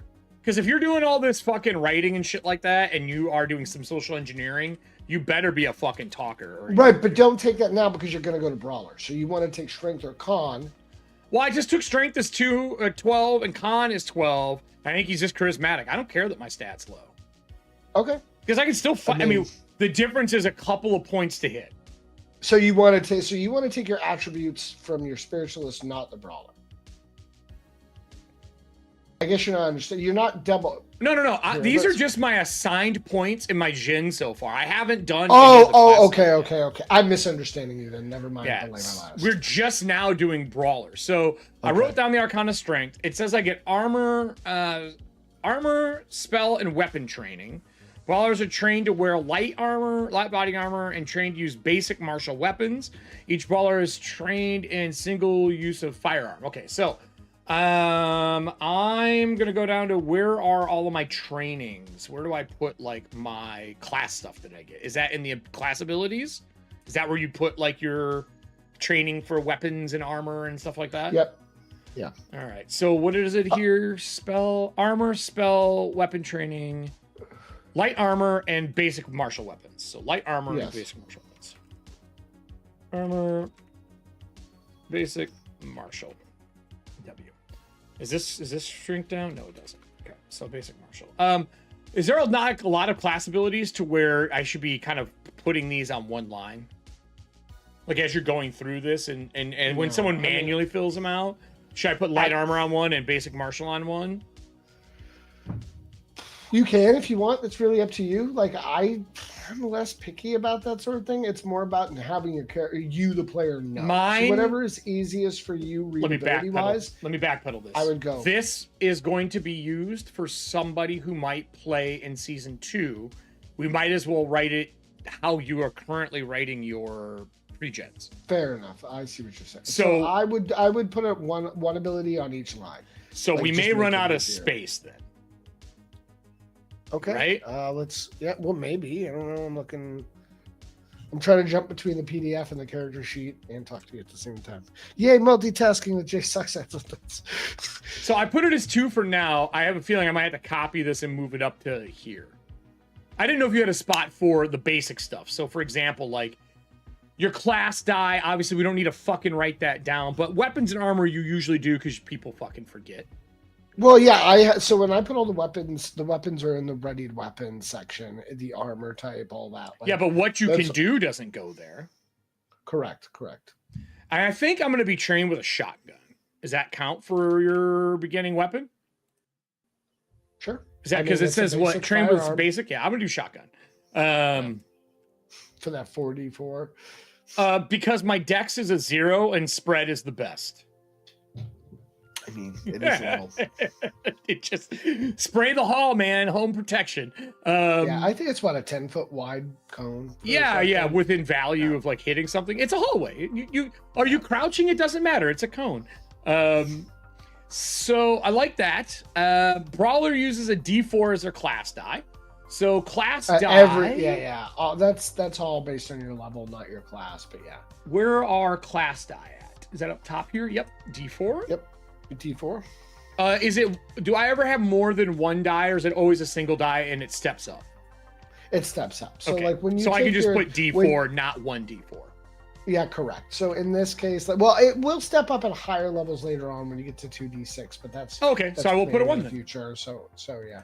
But in the current version of Bloodlines, you would not need the 1 because you're gonna step it up through the system. So perfect. Like when you take your first level of Spiritualist, it's gonna be a d6. It's not gonna be 2d4. So class. Yep. Class saving throws are hey, it's luck and strength. I like that. Where are the saves at here? As I'm learning this character sheet along. It should be under the brawler. Under the class. Under class features, class saving throws, luck and strength. What else? Page 1 or 2. Page 1 or 2. Where do you mark? I'm sorry, on the character sheet. That is going to be on page 1. You just tech that. Just choose it. Is it next to your stats? Oh, I see the saving throw. Yeah. Oh, right next to the total on the right. Sorry. Do I put something in it? Like what would it? Yeah, just type it a D. Just put it a D4 or +2. Oh, gotcha. D4. So if you, as a player, if you choose to roll that D4, if you want to roll your class die alongside the D20, then you'd put in the D4. If you choose to keep the average, take the class skill bonus instead. Averages are for weaklings. Roll them bones, man. If you're gonna fucking roll. So that means luck and that I get. That's cool. All right, I dig that. And then skills. Each class is trained in athletics and lore secret world. So we just get those immediately. Yep. So I see there's class skills. So that is under lore. And then what was the other one? Athletics? Athletics and lore secret world. So I don't see an area to write a skill in for what your lore secret world is. Where would you? Yeah, I would put it on the notes section on the last page, just because the lore is the attribute for lore is going to be the same. Really, the specific training in the lore is going to be more character specific. So I'd put that in, like, where it says terrain and lair info. You could put that under your story notes at the bottom. Yeah. Yep. Story notes. What page was that on? Just so I know, everything under here is on page 42 for the brawler, and then we'll go back over here. So then do we pick some? It looks like. Additionally, a brawler may select any 3 of the following: acrobatics, crafting. I'm going to take deception. I want to be able to drive. What is focus for in this game?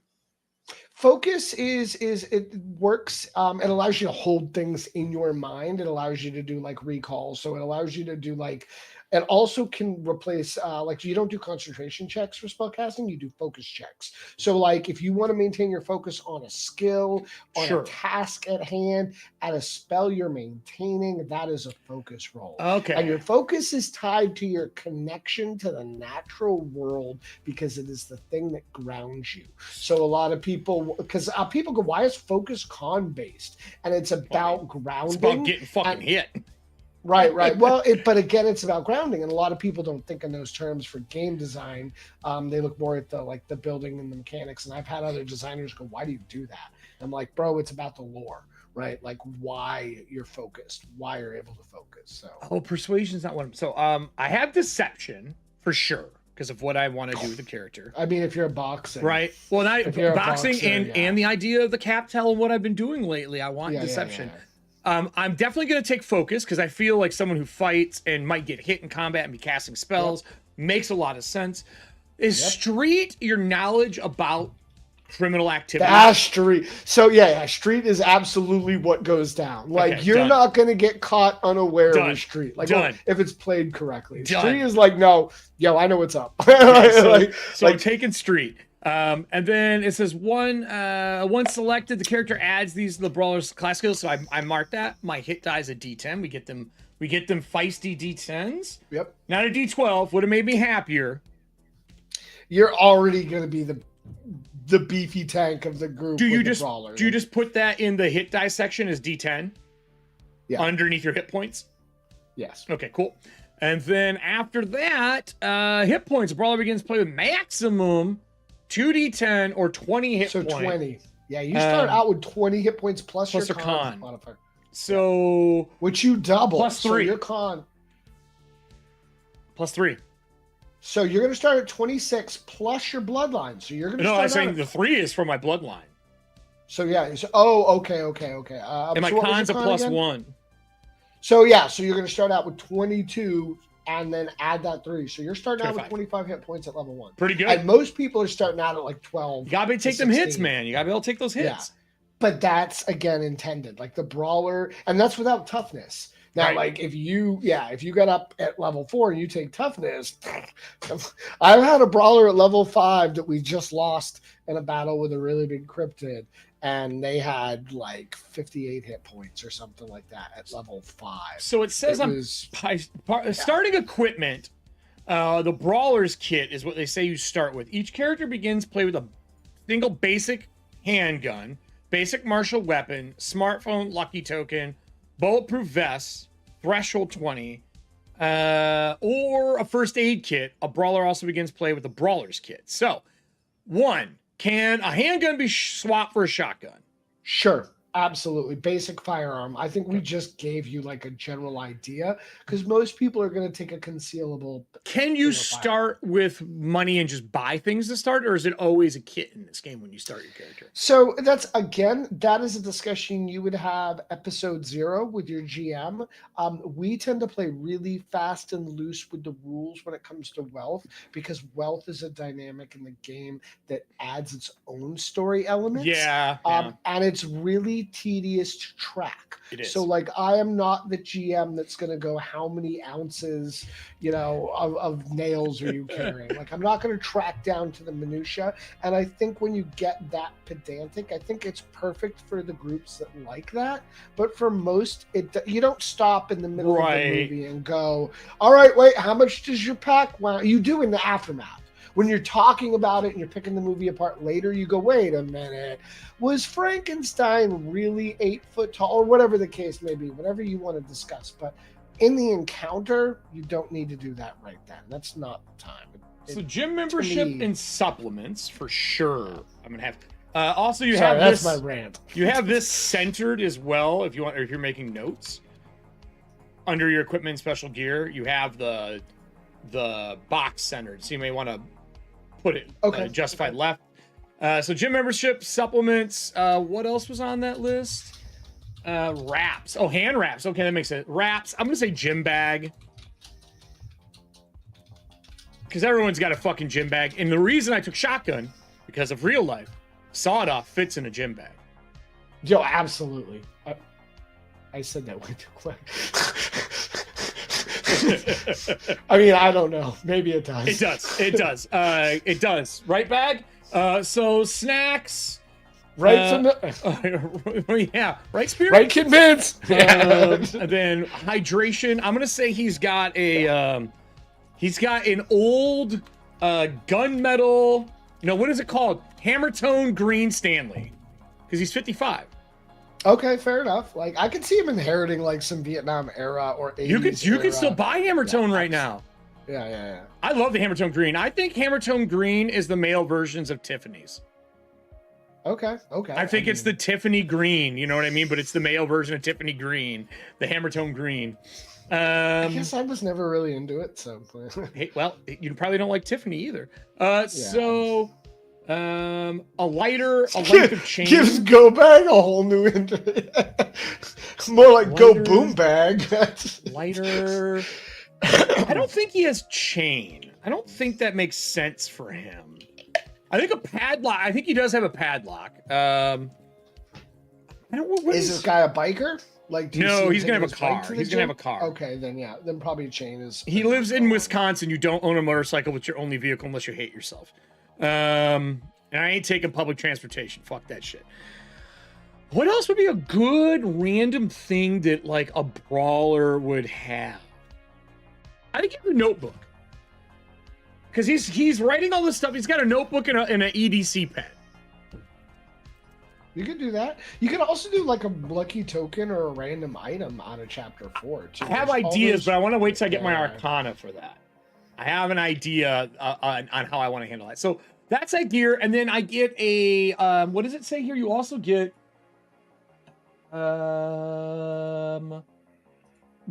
each brawler begins to play with a basic handgun, basic martial weapon, a smartphone. Okay, so I have a smartphone as well. Yep.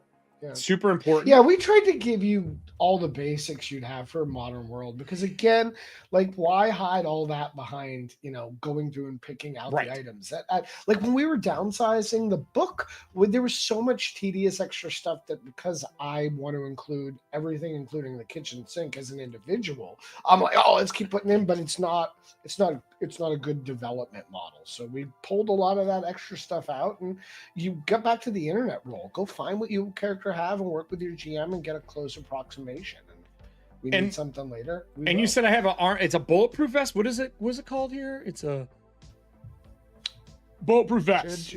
Yeah. And the threshold's 20, right? Yep. That should just match with the light armor in. Well, I'll tell you what sucks about me, and I'm glad I have 20-something hit points. My armor class is a goddamn 11. Yeah, and this is 11 plus dexterity bonus. So would you say your dex was? So yeah, you got an AC of 12. Yeah, I'm getting hit a lot.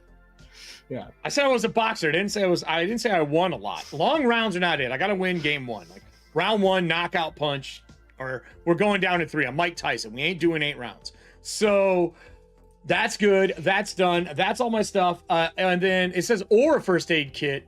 I'm not going to do that. I want the vest. I think it makes sense. And a brawler also begins with the brawler's kit, which is the thing we wrote down. We know we have that. What is a good? Is there like knuckles in this game, like brass knuckles? Something along those lines? Absolutely. They just, you don't really need them because you're already a brawler, but if you want to... There's nothing like steps your damage up one or anything like that, like having knuckles on? Does knuckles just make it physical damage and non-lethal instead of non-lethal? So because you can do psychic damage with your fists as a brawler, you wouldn't really need them to affect it. But they would be a weapon in that. So a set of brass knuckles would do a D4 bludgeoning. Yeah, there's no reason for that. A non-brawler, when they make a physical attack and they're not trained, only adds their strength bonus for damage. They don't roll a damage. I have a Leatherman, because you need a tool to fucking be able to do things, and it covers a lot of things. And I don't know if you've ever been hit with a Leatherman in someone's hand. It fucking hurts. Oh, I imagine it does. It adds... Wait. Yeah. So I'm going to take a Leatherman. And then what is a pocket knife's damage? Do you know offhand? D4. So 1d4, and then what's a shotgun's damage? I want to say 4d4, depending on the model. I'd have to look at whatever the baseline is. 4d4, and then my attack bonus Leatherman, I'm assuming, is going to at least be my strength for now. And the shotgun... It'll be your strength plus your class skill bonus. Well, which I haven't written down yet. And then my shotgun, I'm assuming, is dex still, like every other game? Yes. So 0. Yep. Okay, so I just want to have those basics down, so I have all that stuff in place. We have our brawler kits in place. So now we got to get our 2 levels of abilities for our brawler. Now we get into the thick of it. So we have auras and stuff too, but that's more about like things later on, I think. But we have brawler's initiative, fighting style. So wait, fighting style, opportunist, pierce the veil, powerhouse, psychic weapon, tough as nails. That's a lot of abilities out of the game. Yeah, brawlers get front loaded. They're one of the front load classes because they're supposed to be the tank for the group, right? Gotcha. And I haven't had a group do all brawlers, but my party did talk about it, and they were like, and I was just like, dude, okay. Dude, imagine if you did like the ladies of wrestling. And everyone did a brawler. Dude, glow, but for bloodlines, that would actually be kind of dope. And the difference is cool. All their bloodlines. Yeah. And they're all dressed in character. That would be like this is like Powerpuff Girls meets Glow on steroids. Like Death Knell later on. It's like he's not getting up ever. Like go ahead and do the count, sir. I promise you, he's down. Yes. I think that would be fucking amazing. So that means, That would be a fun That would be a fun group. So I need fighting style. Yeah. See, like this is the thing. Is like, how do I fit all this on the sheet? Where do you put this stuff? And then it may come down to me just updating that sheet and changing out some of the fields to solid blocks so that you can align it. I'm just trying to think of where I on text lines. No. I don't even. I mean, like, if I was physically filling this out, how would I make it fit? I could just do page numbers, but like, I want to know what this shit does. So fighting style, I'll probably just put the page number. Where is fighting style in this list of abilities here? Is it the top? Where's it at? Oh, here we go. Brawler gains a fighting style at 1. See fighting styles in chapter 5. Well, fuck it. We might as well go select that, right? Chapter 5, fighting style. They're under feats, so. Yup. Training skills, feats. You look at a 110, that's gonna where they start for a keto. 110. All right, even better. 110. So I don't want a keto. I'm really thinking boxing, but I want to look at the other. I kind of feel like that's your character from the description. Yeah, I kind of do. A big brawling, like. I mean, it's either going to be either boxing, martial arts, or honestly street style is another one where I could see. That's that's not MMA. That's just straight street. Right. Well, I mean, he might just be a scrapper. Or kickboxing. I could see kickboxing as well. What's your charisma? High. Yeah, 16. so street would give you so that would give you a bonus to your AC from your charisma. So you'd actually.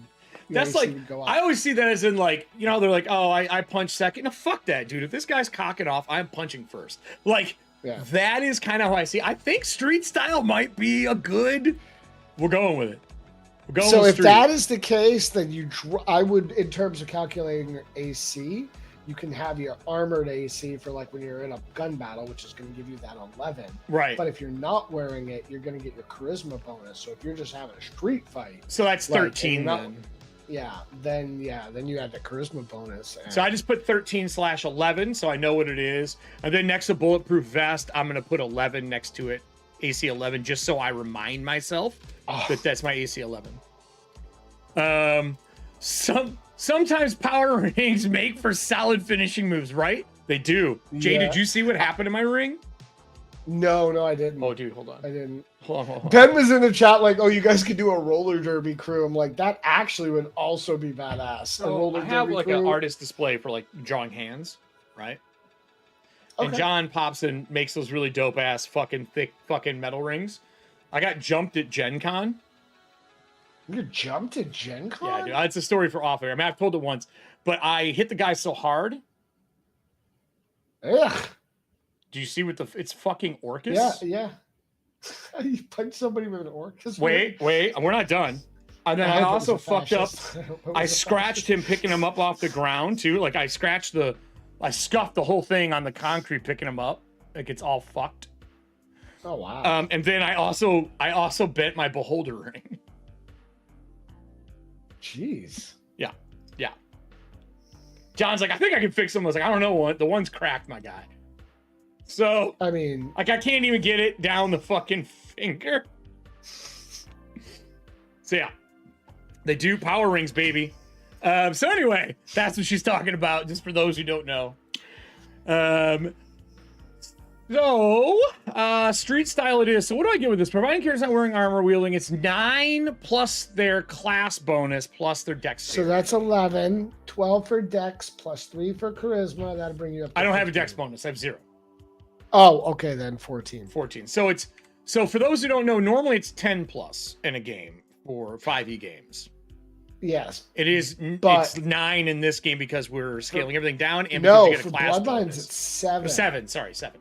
So the baseline for non-combat trained characters is 7 plus their class skill bonus, which would give them the 9 plus whatever ability scores or whatever. I'm sorry, if they're combat trained. If they're not combat trained, then they just get. I'm gonna hit the thing again because I'm moving. I know you are. You just gotta get one that comes up and behind. I know. But either, yeah. So it does tier out. So there's essentially 3 ways to build a. So for this, it's 9 plus my charisma plus my plus class your bonus. dex. Yeah. I don't have dex. So yeah, absolutely. So where am I getting my class bonus from? I'm assuming that's on the chart. That's right? on page 1 of the character sheet, and it's your class skill bonus is based off your class die. It's always just a half. So if your class die is a D4, your class skill bonus is a 2. So 7, 8, 9 plus the 3. I see. So I don't have. So actually, hold on a minute. 7, 8, 9, 10, 11. I have a 12 AC. Maybe I'm math wrong. Right, because it's 7 to base. Oh, half my class die is 2. That's 9, and I get my charisma bonus is only 3. Right. So I have a 12. So it's 12. Yeah. Hey, bud. It'll get better with time, right? Yeah, that's it. Yeah.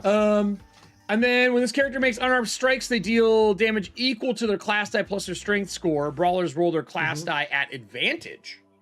Yes. So you roll 2d4, pick the highest of the 2, and then add your strength score bonus. So I'm going to put unarmed, and I'm going to put, it's a d4, right? Damage. Yep.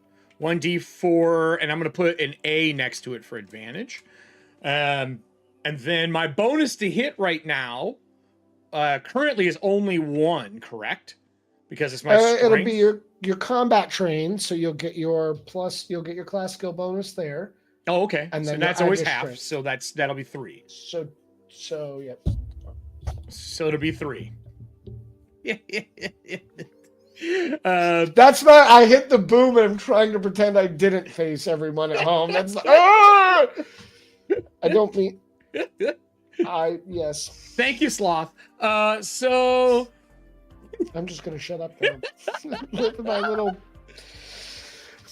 Oh, Jason had a question. He says, silly question. Yeah. Is this compatible with any of your other systems, or is this a standalone? Are you talking about, Jason, are you talking about my systems, or are you talking about Jay's systems? This is Jay's Bloodline and Black Magic. We're just making a character under his. We did a live corpse talk last Friday, and then we're doing a follow-up, doing a character build today. And the artist is going to be doing a custom art piece for this character, who did the art for all the art in the book. Which did a bunch, yes. It did a bunch. Did a bunch there. Yeah, not all of it. There's a bunch of different artists in the book. I don't want to confuse anybody. Well, this isn't Mythic Bastion Lands where one person did everything. Yeah, I would not do that to anybody. Bro. Yeah, so Jason, to answer your question, this started out as a 5e compatible update. My backers, we originally built the system for PF1. We had a lot of people asking, hey, can you bring it to 5e? But over time, it's really evolved into a standalone game. So if you're familiar with 5e, you should still read the book because we do a couple of things slightly different. But if you've played 5e, or if I tell people if you play Baldur's Gate, you're going to be able to pick up either of those 2 games if you're fairly proficient with them. Not master at either of them, but just how to roll a d20 and know the basic rules, you'll be able to pick up Bloodlines. You will see differences, but it is designed for a modern game, and it's designed to work around our modified attunement system. What he said. So I have Opportunist as well. Starting level 1, the Brawler makes reactionary attacks. They roll their down. Okay, so the class die at advantage. So that means is that like attack opportunity in 5e? Is that what that essentially is? Absolutely. Okay. And keep in mind, only combat trained characters make those attacks of opportunity. So non-combat trained spellcasters don't get to make those attack of opportunities because they're not trained for it. This is for reaction, you said? What is it called? Yes, for a reactionary attack. Wow, Jason, thank you very much. I don't know if you got a free copy or if you bought a copy and you're just joining in, but we worked really hard, and the whole team has been. It's not perfect. We're a small team, so you'll probably find a couple of little mistakes here and there. We're certainly finding them, but we're not going to ever stop. We're going to just keep going and building this. So. Jay, drop me the drive-through RPG. Actually, hold on, never mind. I have it here. The link for the copies? I have it. Are we giving a copy away today? We are going to do one later on. Oh, if you don't have a copy. Yeah, we're going to do one drawing today because the other ones are in the in the treasury. We are going to give one away today as well. Just for people who are interested in this. So stay tuned. If not, I'll put a link to where you can pick it up in case you don't win today. So with this, we have everything in here. We have our opportunists. We get advantage on our class die. We have a reactionary attack. In the powers DC, look at your boxes. Those need to slide. We're also play testing, so to speak, the character sheet. Yeah, I made a fillable sheet this morning, Yeah, folks, and like, it's not perfect. We're going to do it live. But... We're doing it live. Fuck it. So, well, I mean, again, 200 fields, so yeah. like I don't feel bad. So the powers DC, it just goes into the gutter. So just bump that bitch over. Okay. And they might. Yeah, I need to go to center align all the fields too. Like I just need to do a property wide. Yeah. What I do when I do mine is I fill the length of the box with text and then edit everything. Okay. Because then you can see where everything is. It sucks to do, but I make sure it's properties up and I save a filled copy called filled copy and I edit that one. And then when I finally got it where I want it, I go through and delete all the fields out. And then that's the one I use. Because I got so tired of fucking editing for Cobalt Press when I was doing theirs. And I was like, dude, this is fucking aggravating. I was like, filling them all. So that could be a whole side thing because it really comes down to base design. When I designed this character sheet, I know that when they do not just the OCR recognition for text, but when they go through and do the field finding form in Adobe, like when you run that process, it's looking for page objects. So like I designed this, ironically enough, in CorelDRAW. This got built entirely in CorelDRAW, and then I made all those predominantly like that. They weren't flattened. I left them as objects. Right. That way, so when you go to and do the recognition, it'll pull those and it identifies a lot more of the fields that way. So that's a little bit of design nerdery. But yeah, that's okay. That's part a lot of times I've seen over the course of like 20 plus years of like 3.0 and later D&D, you see a lot of people draw these beautiful character sheets, but then they do the fields later. So it's always like a second, it's like an afterthought. And I wanted to build this to theme to match the original kind of intent with the lore and the weirdness and the icons and all that, but still have it be, form fillable and modern. Yup. Is there a section it's a lot to juggle for Pierce the Veil? Yes, it's right on the first page, up at the top, right under the giant triangle with the eye on page 1 on the right. Very top. I see Dark Vision.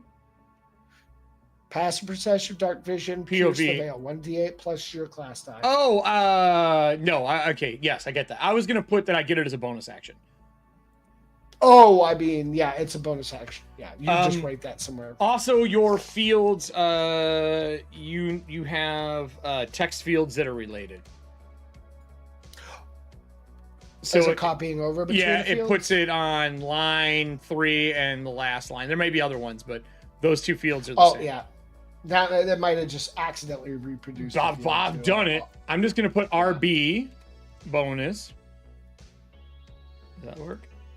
Yeah, I have to keep jumping between like 3 different. No, you're fine. Yeah. And there is the delay too. So I'm going to delete this and I'll just send you the sheet afterwards so you can see everything. I don't want a reactionary bonus there then right now. Pierce the Veil is a bonus action, so I want Pierce the Veil as bonus action, which is important. Do some people get it as a standard or free? No, it's a bonus action. It's always a bonus. Okay. Yeah. Powerhouse. I used to when we were originally play testing it, like for the 5e conversion, when we originally designed it, I played around with the idea of it being different actions, but it gets too difficult to track and it becomes more tedious. We just pulled it out. So Powerhouse gives me class die as damage. Right. And then I also get an extra attack as a bonus action. Yes. You start out being able to make 2 attacks at first. And then 2 attacks. How do I want to put this in here? Powerhouse, CD, damage, and then second attack. I need a place to put it. I guess I can try to put it over here. Second. Can you swap over to one screen real quick? I need to top off my water real quick. You can even just turn your cam off. Just hit the button in here. Okay. And then I'll let you get up and get away, and then you can come back and turn it back on. Okay. Oh, look, it has the other artist behind it. Let me go fix that. Or the other content creators behind it. I have Jay's though, because we just did a thing. So hold on here. These two guys aren't here right now. God damn it. We'll fix it right now. Add. Let's add another person, please. Hopefully it doesn't break and crash, because you know how that shit goes. Done. And then we want to delete this one. There we go. Now it's Jay. So, all right. We have that down. We have our attack. We have our Pierce Veil. We have our Powerhouse. We have now Psychic Weapon. Psychic Weapon, for starting at first level, the Brawler's unarmed strike counts against magic weapon. Counts as a magic weapon, deals psychic damage. Brawler activates this ability as a free action. They do this to last for 1 minute. So our Psychic Weapon lasts 1 minute. 1 minute, free action. And then, what is the damage for this? It just converts the damage to psychic. It doesn't change it. No. I'm just writing it down so I can put it in my weapon field. Psychic. Physical or psychic. And then I will put that as a free action. All right. Yeah, I realized I had all my... Yeah, all of these fields have duplicates in the power section, so I'm just going to delete these for now. That doesn't surprise me. I had a couple of field duplications by accident. I thought I pulled them all out. So I've done it 1,000 fucking times. Doesn't matter. It's more just notes for you for 1 day struggles. And then I get Tough as Nails. At first level, the Brawler gains advantage on the first 3 death saving throws. Holy fuck. Yes. Yeah, you're hard to kill. Yeah, the Brawler was really supposed to be, without saying it, there's a little bit of Bruce Willis Die Hard, little kind of feel in there. Like, it doesn't. Yes, dude. Yeah, like, I wanted a Brawler that was just a tough person, right? Like, they didn't necessarily have to be like the big Rocky boxer. They didn't have to be like, God, I just dated myself. But you know what I mean. It's okay. Like, we're not judging you out loud. Judging you silently. Yeah. But yeah, it does specifically say though it's only the first 3 death saves. Correct. So you can't be like of the day. So that's pretty cool though, man. That makes you like you are a fucking brick shit house. Now our class bonus is 2. That doesn't change. Our class die doesn't change. So is there a place to put your class bonus? Am I missing that? Like just to have it on the sheet somewhere? Class skill bonus is right above skills. Gotcha. 2. Right there. Right next to the left of readied weapons. Yep, got it. And then class die, I already have that marked. And then so at second level, we get second wind and we get unarmored movement. Yeah, so your movement gets there's a little monk in the Brawler too. We tapped some of the monk abilities. I hit that boom with my elbow. That's a special attack you get to make against your... So I already am out of space here. So I'm going to put armor and basic martial weapon. I gotta... Like that. I'm going to cut this. I don't care if this is in order. I'm going to put my fighting style here. We're going to delete this out. And then I will move this up to here.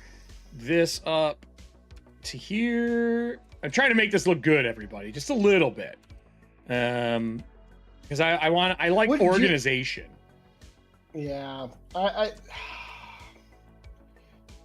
Now you're seeing what I'm saying. Small. Yeah. I'm watching the stream now and seeing it, and I'm like, So it's okay. There's some other ways to do this too. I think that I would have a journal for my character, obviously, but even if I were just to put the name and a page number, we would still be out of lines before we hit second level. Yeah, that's and that might we're trying to stuff a lot on every character sheet, so like ever though. Yeah, I mean there's always, I did design this to try to like make it easy from a UX UI perspective to move around and know where things are at. But yeah, it's hard to fit everything on a sheet. Like I was talking about this just with Shadow Dark being a simple system. It is really hard to fit everything without doing like multiple sheets. And you already got a lot on here for stuff. But bro, I got some. it's a, I don't want to say a point of frustration for me, because it's not, but I keep going back to my PF1 character at level 18th level, my 18th level wizard with 2 tiers in mythic, and that character sheet with including spells and allies and all that, 58 Oh, it's fucking pages. insanity.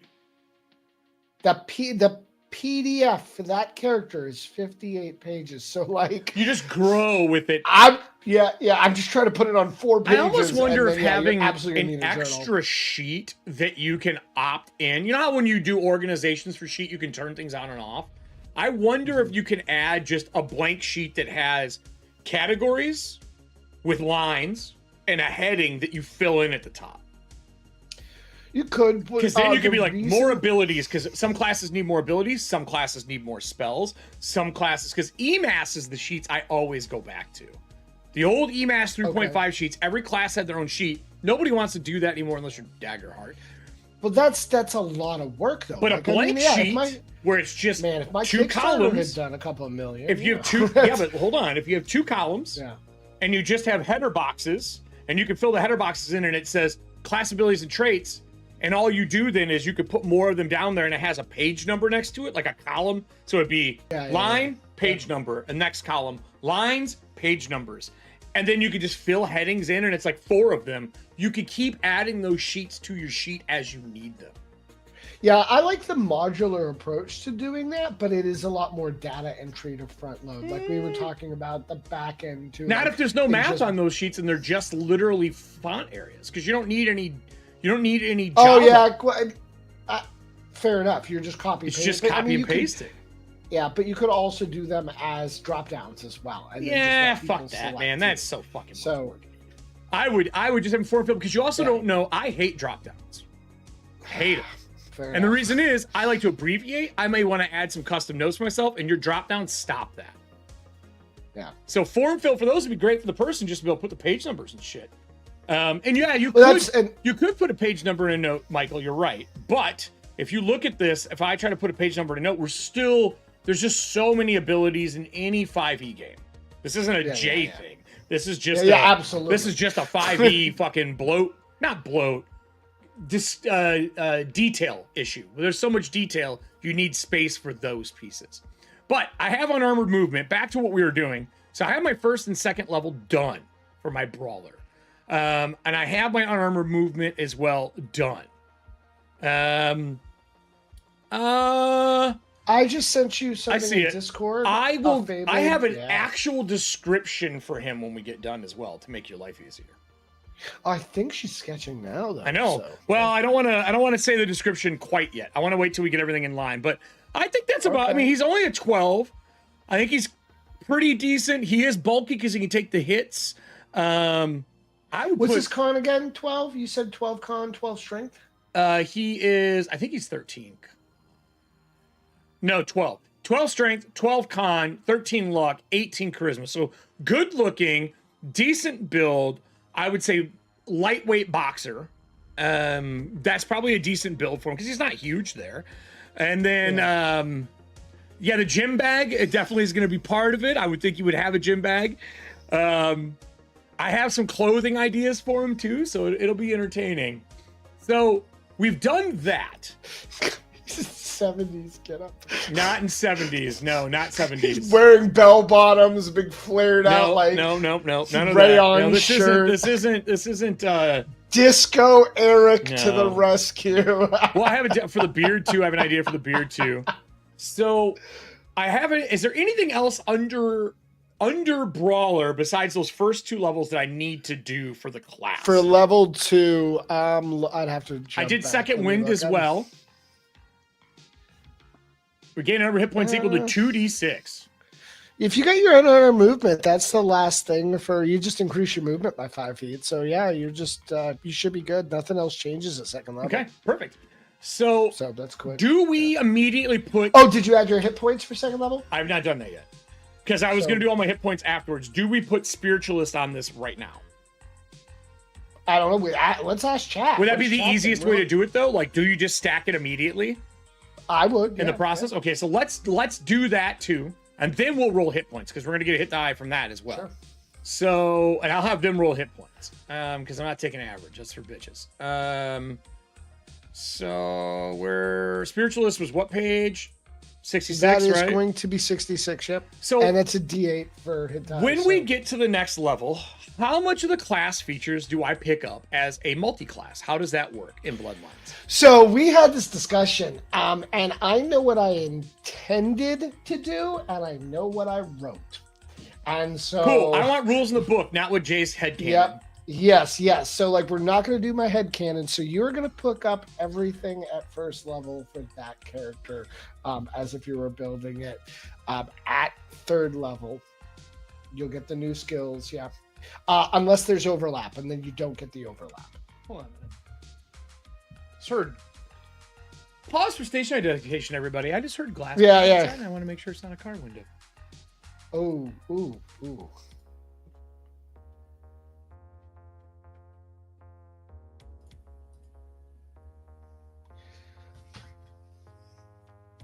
I'm assuming that I am not the pause.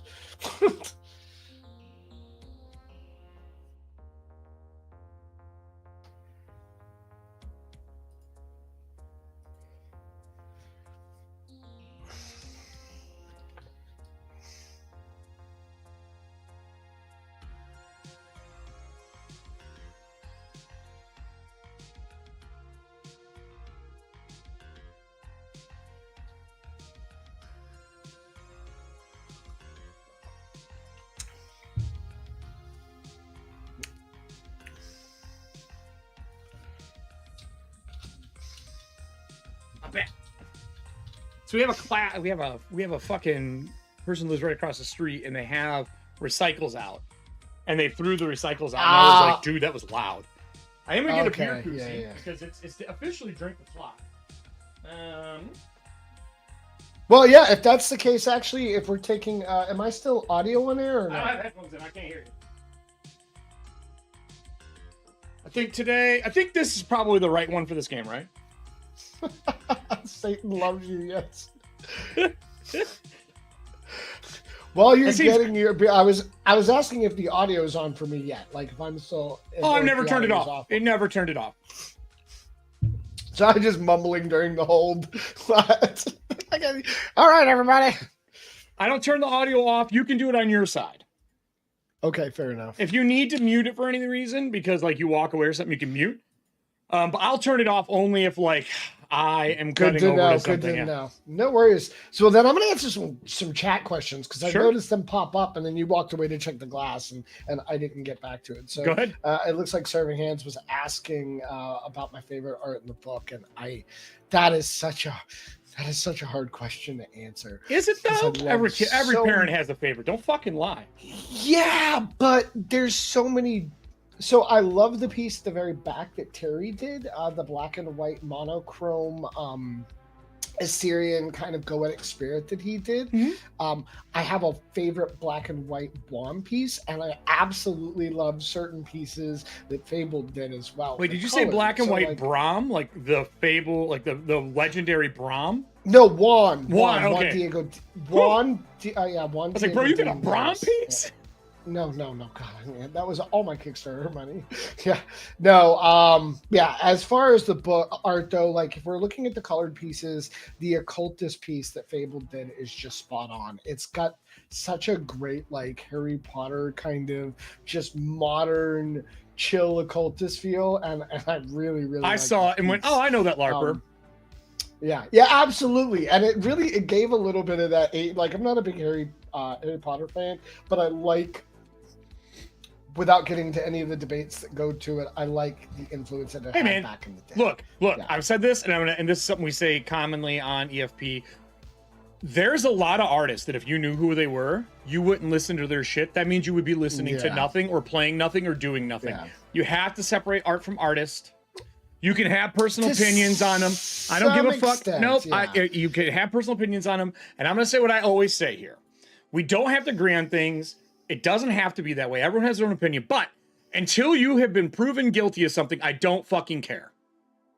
Because social media can blow everything out of proportion. And I don't agree with her either. I think she's a piece of shit.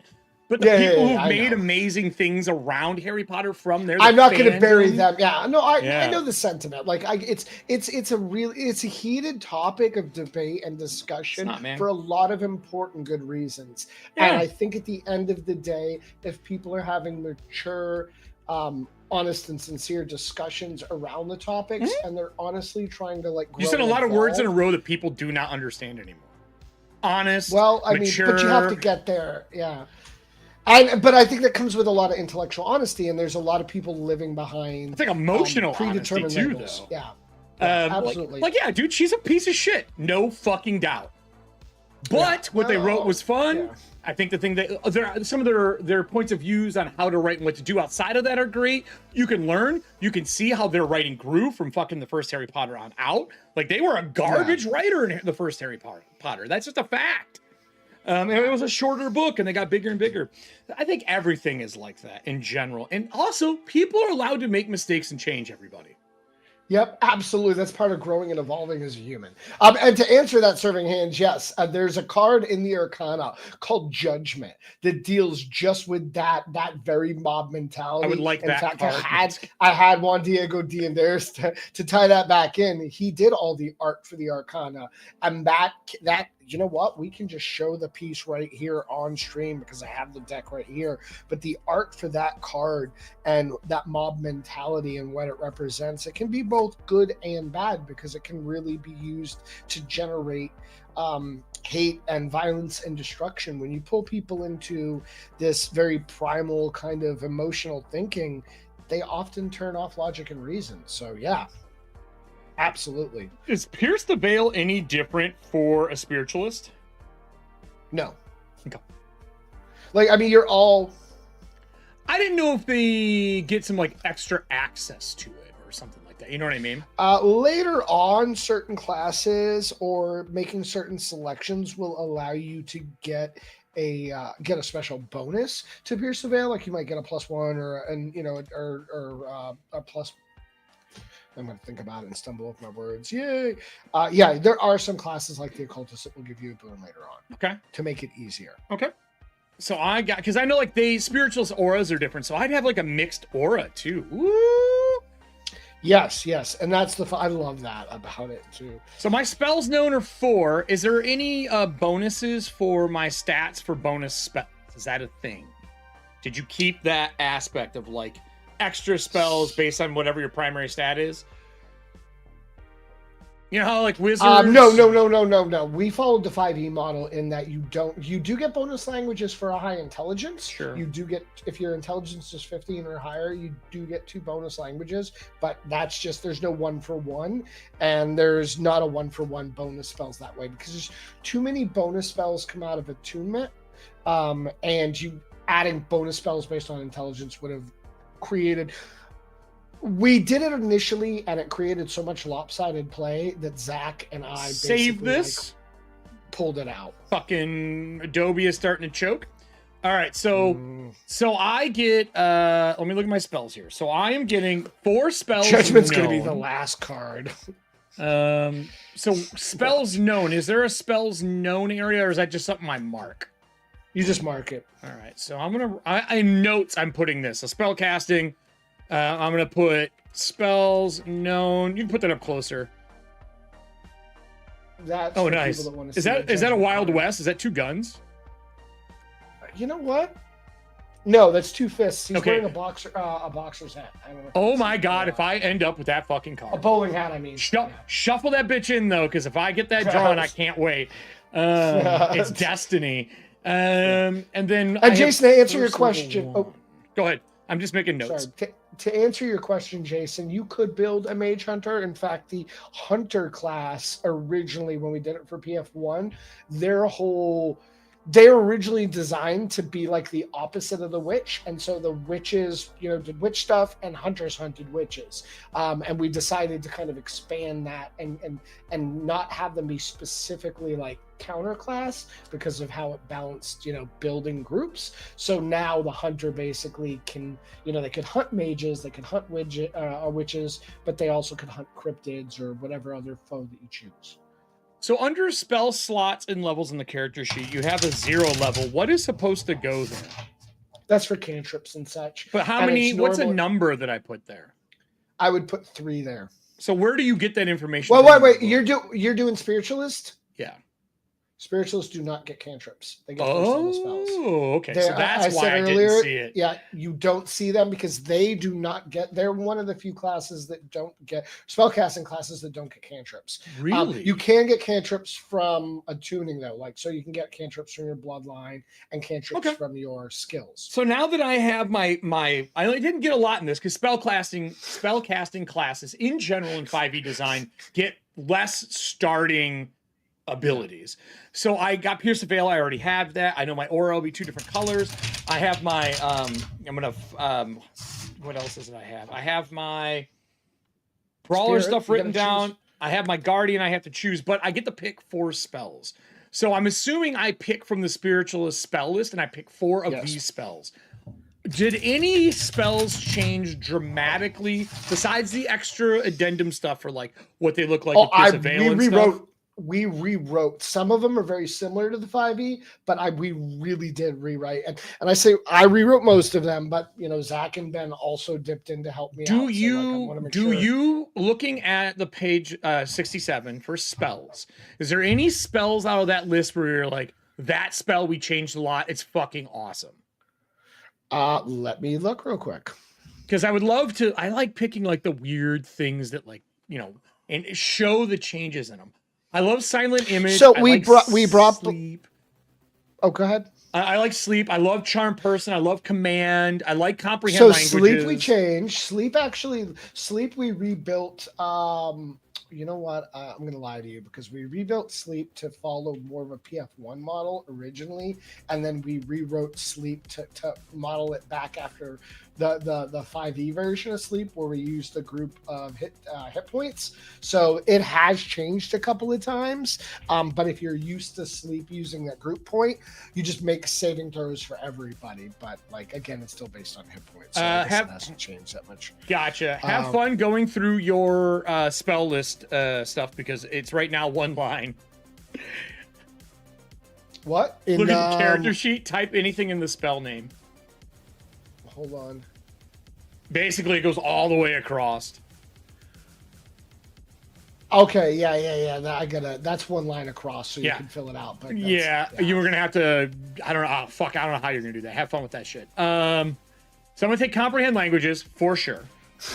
That's gonna be a text size of 6. I don't know. I mean, you're trying to put as many as you can on. I almost think that your casting time, your level, your cast time, and your range, and your description are all too big. And I think you can slide all that shit over and cut down description and cut description and just put page number. Yeah, if I'm not rebuilding this character sheet, I'll have to figure something out with the fields because that's already in the book. Oh, like maybe in the next edition. Yeah, for the form fill, you can make it different though. Yeah, no, I can redo the form fill. I'm not going to redesign the sheet. No. So I know I want comprehend because I need to be able to read languages. I think that's how he got away with the job he was doing. And I start with a spell as well because of my Jin bloodline. Right? Wasn't that one of the things I got? Wasn't that the special? You took endurance and you took. I took Ghoulbane and Jin's secret. Ghoulbane. Yeah. So does Jin's secret give me a? Something gave me a bonus spell. I remember that earlier.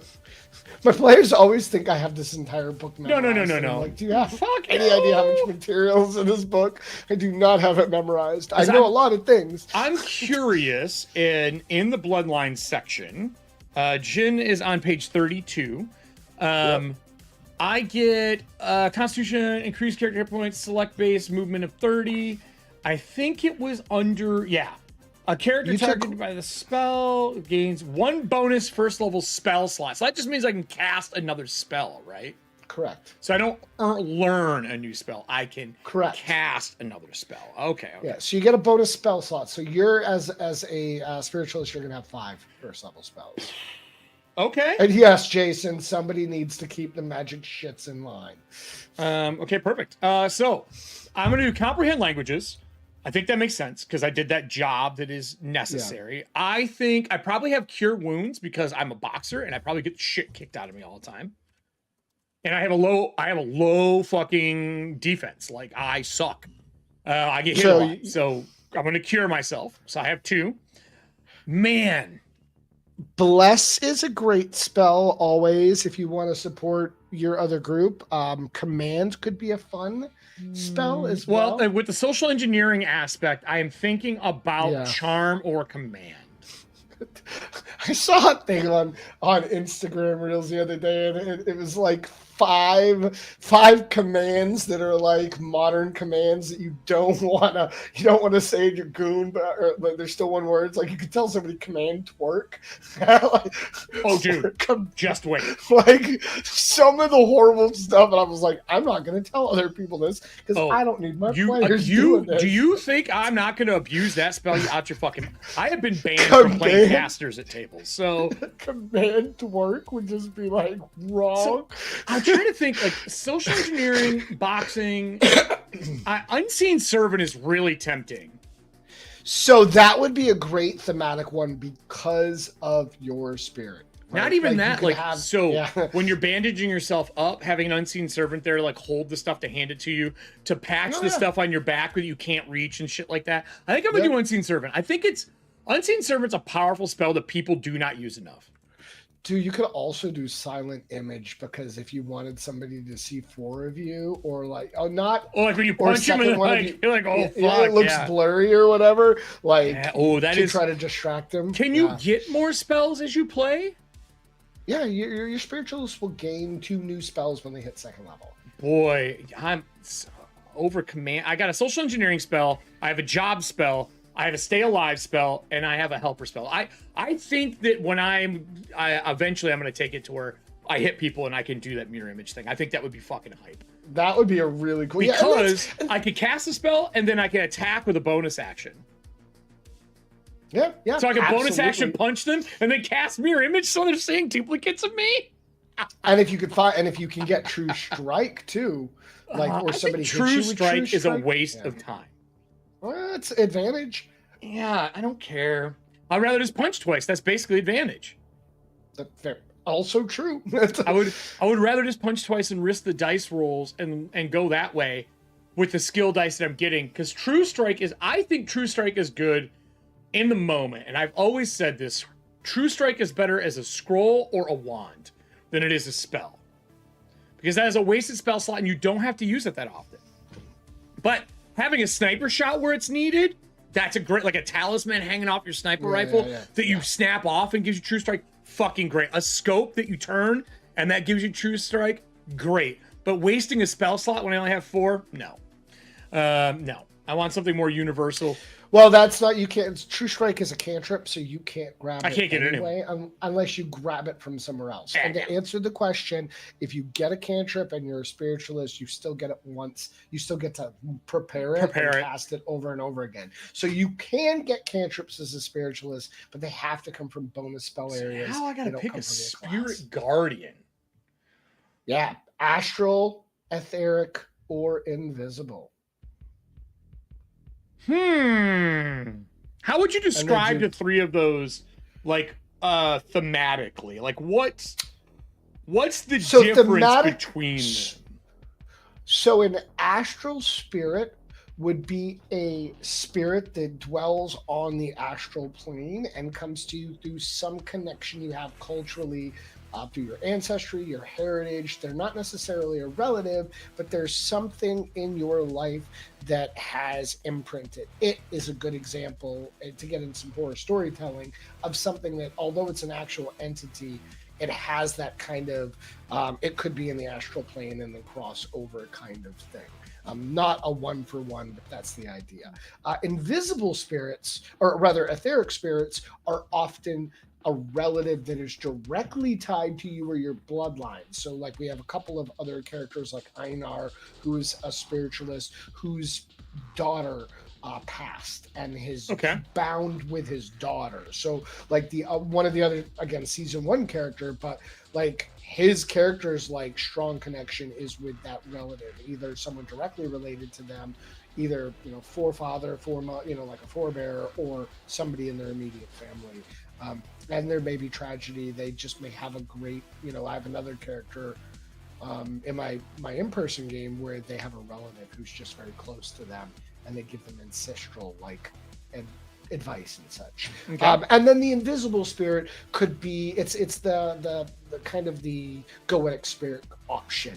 Like if you wanted to get a spiritualist that was closer to playing an occultist, who's made a connection to an alien or a goetic spirit that they don't fully understand, may not have a cultural connection to, and the idea behind that is that would allow a spiritualist to even join a coven and interact with a witch's goetic spirit, or partner up with a spirit or an occultist, for instance, and work with a goetic spirit that way. It gives them like a pathway into dealing with the goetics without it being like a pact directly. Right. Okay. Like, so more of like forming a bond with like a lesser quiet spirit, or like a legionnaire spirit that's working for a goetic.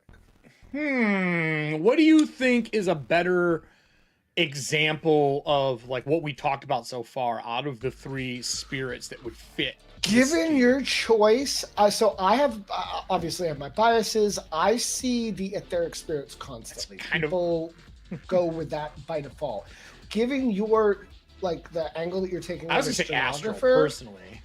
I was actually going to suggest invisible. Really? Okay. So what's your reason invisible, and I'll give you my astral afterwards. And my reasoning for the invisible would be that as your character is exploring the world of stenography and legal contracts and the invisible contracts that kind of get created in the background that are under these NDAs, you could see like these invisible spirits who are like, you know, there's almost like, I don't want to say a demonic aspect to it, but like you could think I go to contract devils by default because of PF. Because they're the fucking best. Because they're contract devils, right? So like in my mind, like I would go that angle and go, okay, because the goetic spirits can be good or evil.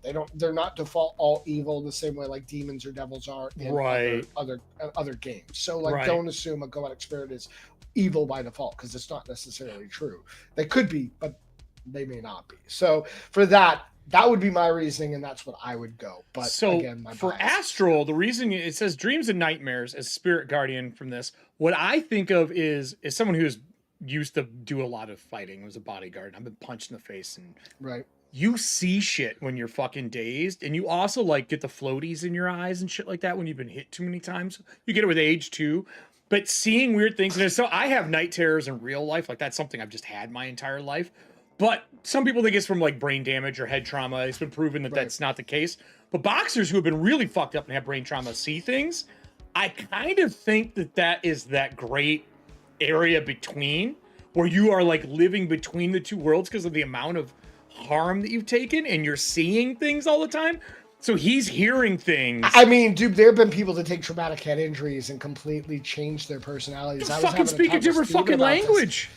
Dude, there's some darker cases that have been cited recently. I'm not going to go into it. It's a whole other side thing. But when you see somebody suffer an injury and their entire personality, demeanor, everything about them changes drastically. Absolutely, I could see that being a boxing problem. But you see that in all high impact sports, like you see it in football and rugby and all those other things as well. Yes, I think trauma included psychic ability. I love the idea of like the astral thing. I see the invisible because it's like he's seeing things in books. But the astral part, there's so many weird things that you could do. And it plays into your astral abilities that you get, like if you take mage armor. I love the chat is just like adrenal assault. Like I could see adrenal assault. God, that would be a good one. I'm gonna have smell salts. But I think it's cool too, because like if something is telling me things, that can be where my command stuff's coming from. It's the voice in my head that I'm hearing. I'm telling people what to do. The spirits told me to tell you to twerk. Oh, I don't even say it that way, but yes. So I want to do astral. I think astral sounds fun. Okay. Is astral taken very often?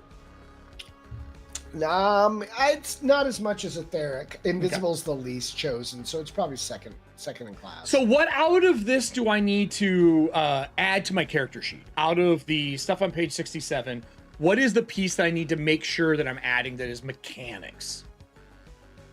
I see. Is it the wisdom saving throw or gain confused condition 1 minute? I see that.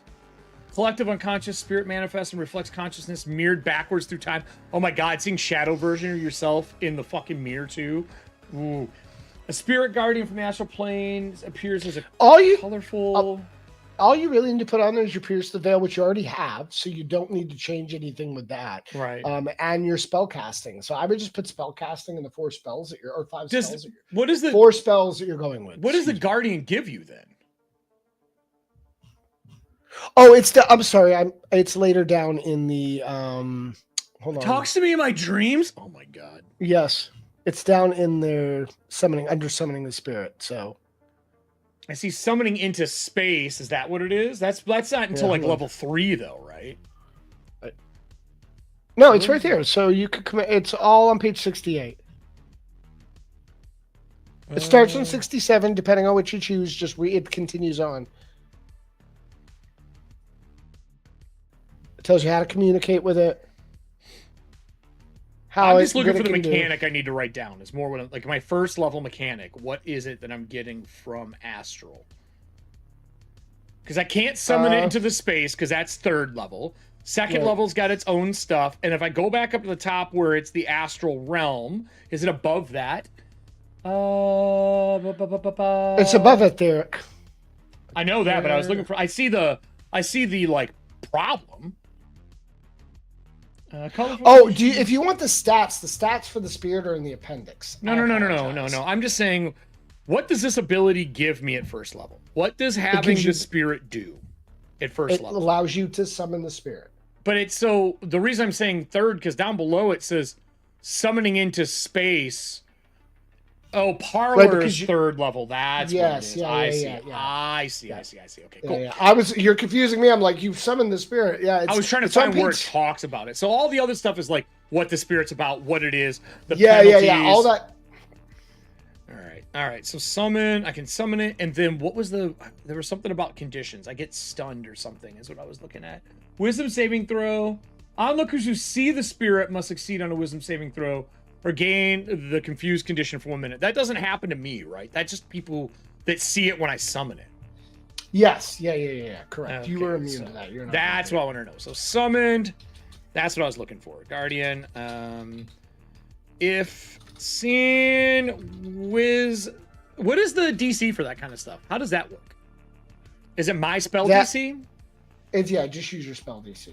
Wisdom DC. I sent you a message. I gotta step away from the computer for just a second. Go ahead. Just turn the camera off. You're good. Right back.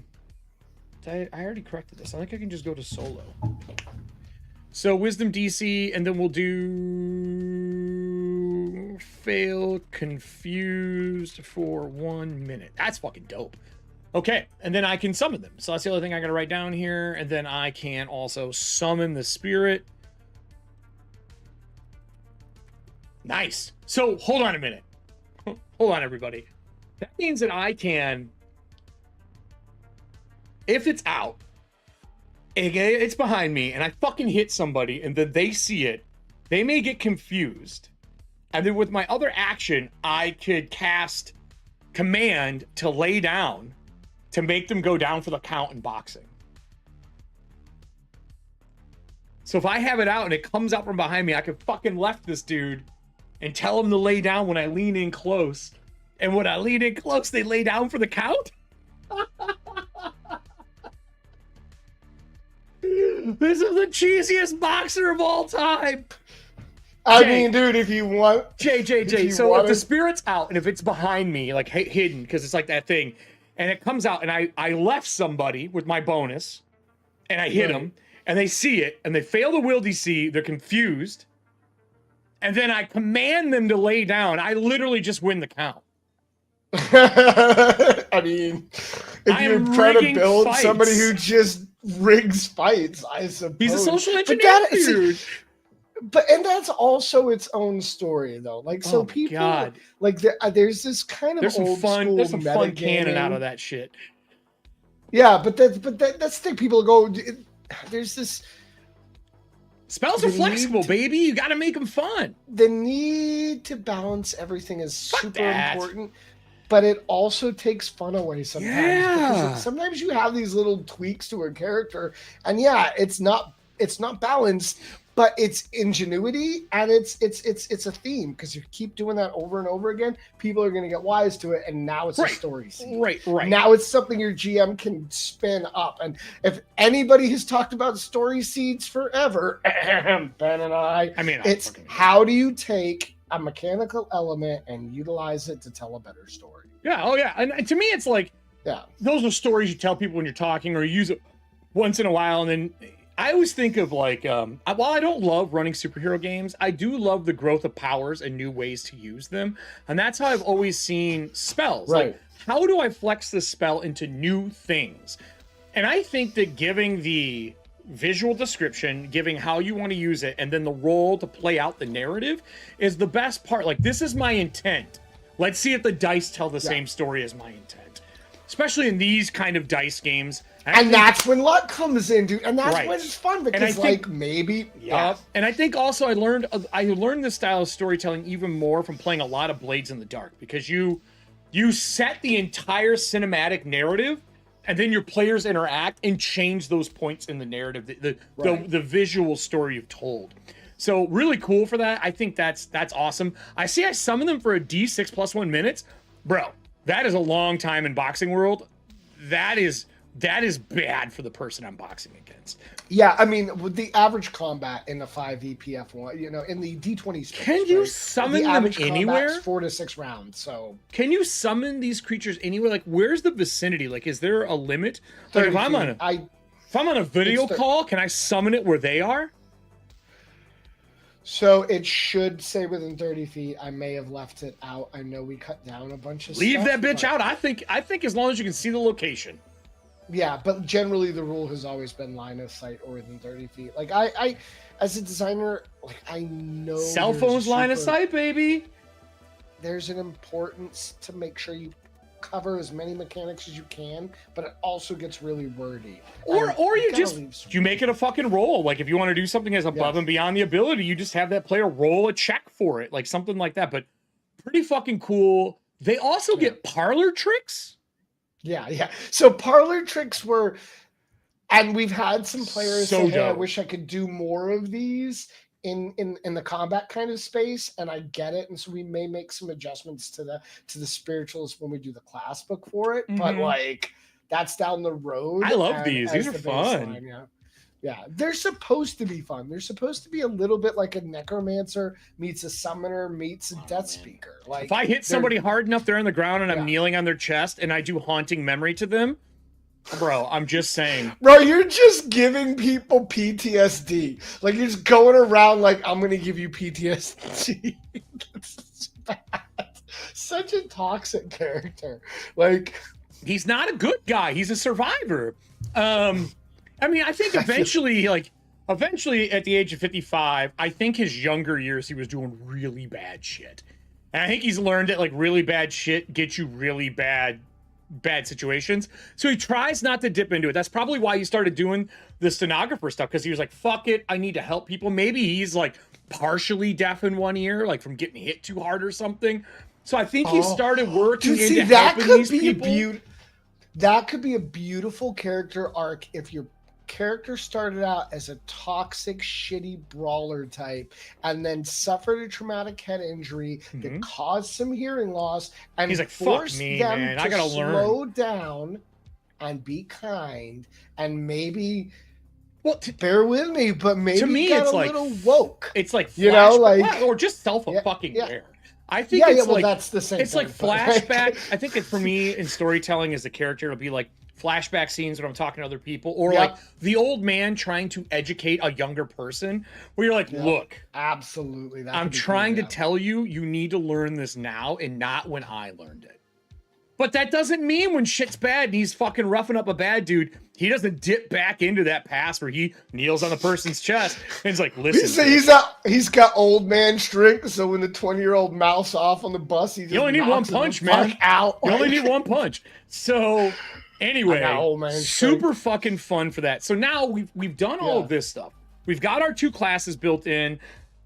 We have hit dice now. So how do I handle my hit dice? Hold on. Before we jump into hit dice, I want to roll back to the spirit, because one of the things I always try to ask players doing spiritualist characters, what does your spirit look like? How do you envision that spirit manifesting? Is it just something that's going to aid you to like, or is it the spirit of another boxer? Is it the spirit? No, like, it's not. I don't think it's not the fighting spirit. It's like, not a spirit. I don't like, think I think it manifested the first time or the last time he had a major concussion. And I think that's like when he started getting it because he was already dipping into learning about spiritualism and stuff. So like, how does he? I get it. I'm going through the process. Yeah, okay. So I think he got hit, and I think first time it was the shadow over top of him. Because you ever get knocked unconscious and take a concussion, when you look up into the lights, the shadow of the ref over you, like counting down your counter. I think that's the first time how he saw it. And I think as time has passed, I think it's in always the corner, the peripheral of his vision. I think it's always there because you got the shadows from getting hit too many times. I think reflective surfaces, sometimes he sees it, like that off shadow. And I think that could be creepy. Right. It's constantly there. I don't think he sleeps well anymore. And also, as you get older in real life, you sleep less. That is sadly so true. Now, and I think that's coming from, and I think it's coming from this, though. I think his reason now is this thing constantly, like right when he's dipping into sleep, it starts to talk to him and they have conversations now. I think he's the point now to where like when he wakes up and makes coffee in the morning, that coffee is to end the conversation with this thing. So like, we're done. And he like makes the coffee and starts drinking it and then it fades away because he's not in that half thing. I also think he takes pills for sleep deprivation problems to dip back into it when it's needed. He wants to be sleepy. I think he pops a fucking pill to be able to speak to this thing, because when you're older, using pills when you're older is a survival thing, not an abuse thing. A lot of times, like flying on a plane gets hard for people later on. You got it. Medication and people just going ham. And I think he's got one ear that's kind of fucked. Like it doesn't work well anymore. Like he gets the ringing, and I think that ringing is also now an indicator when that thing's showing up.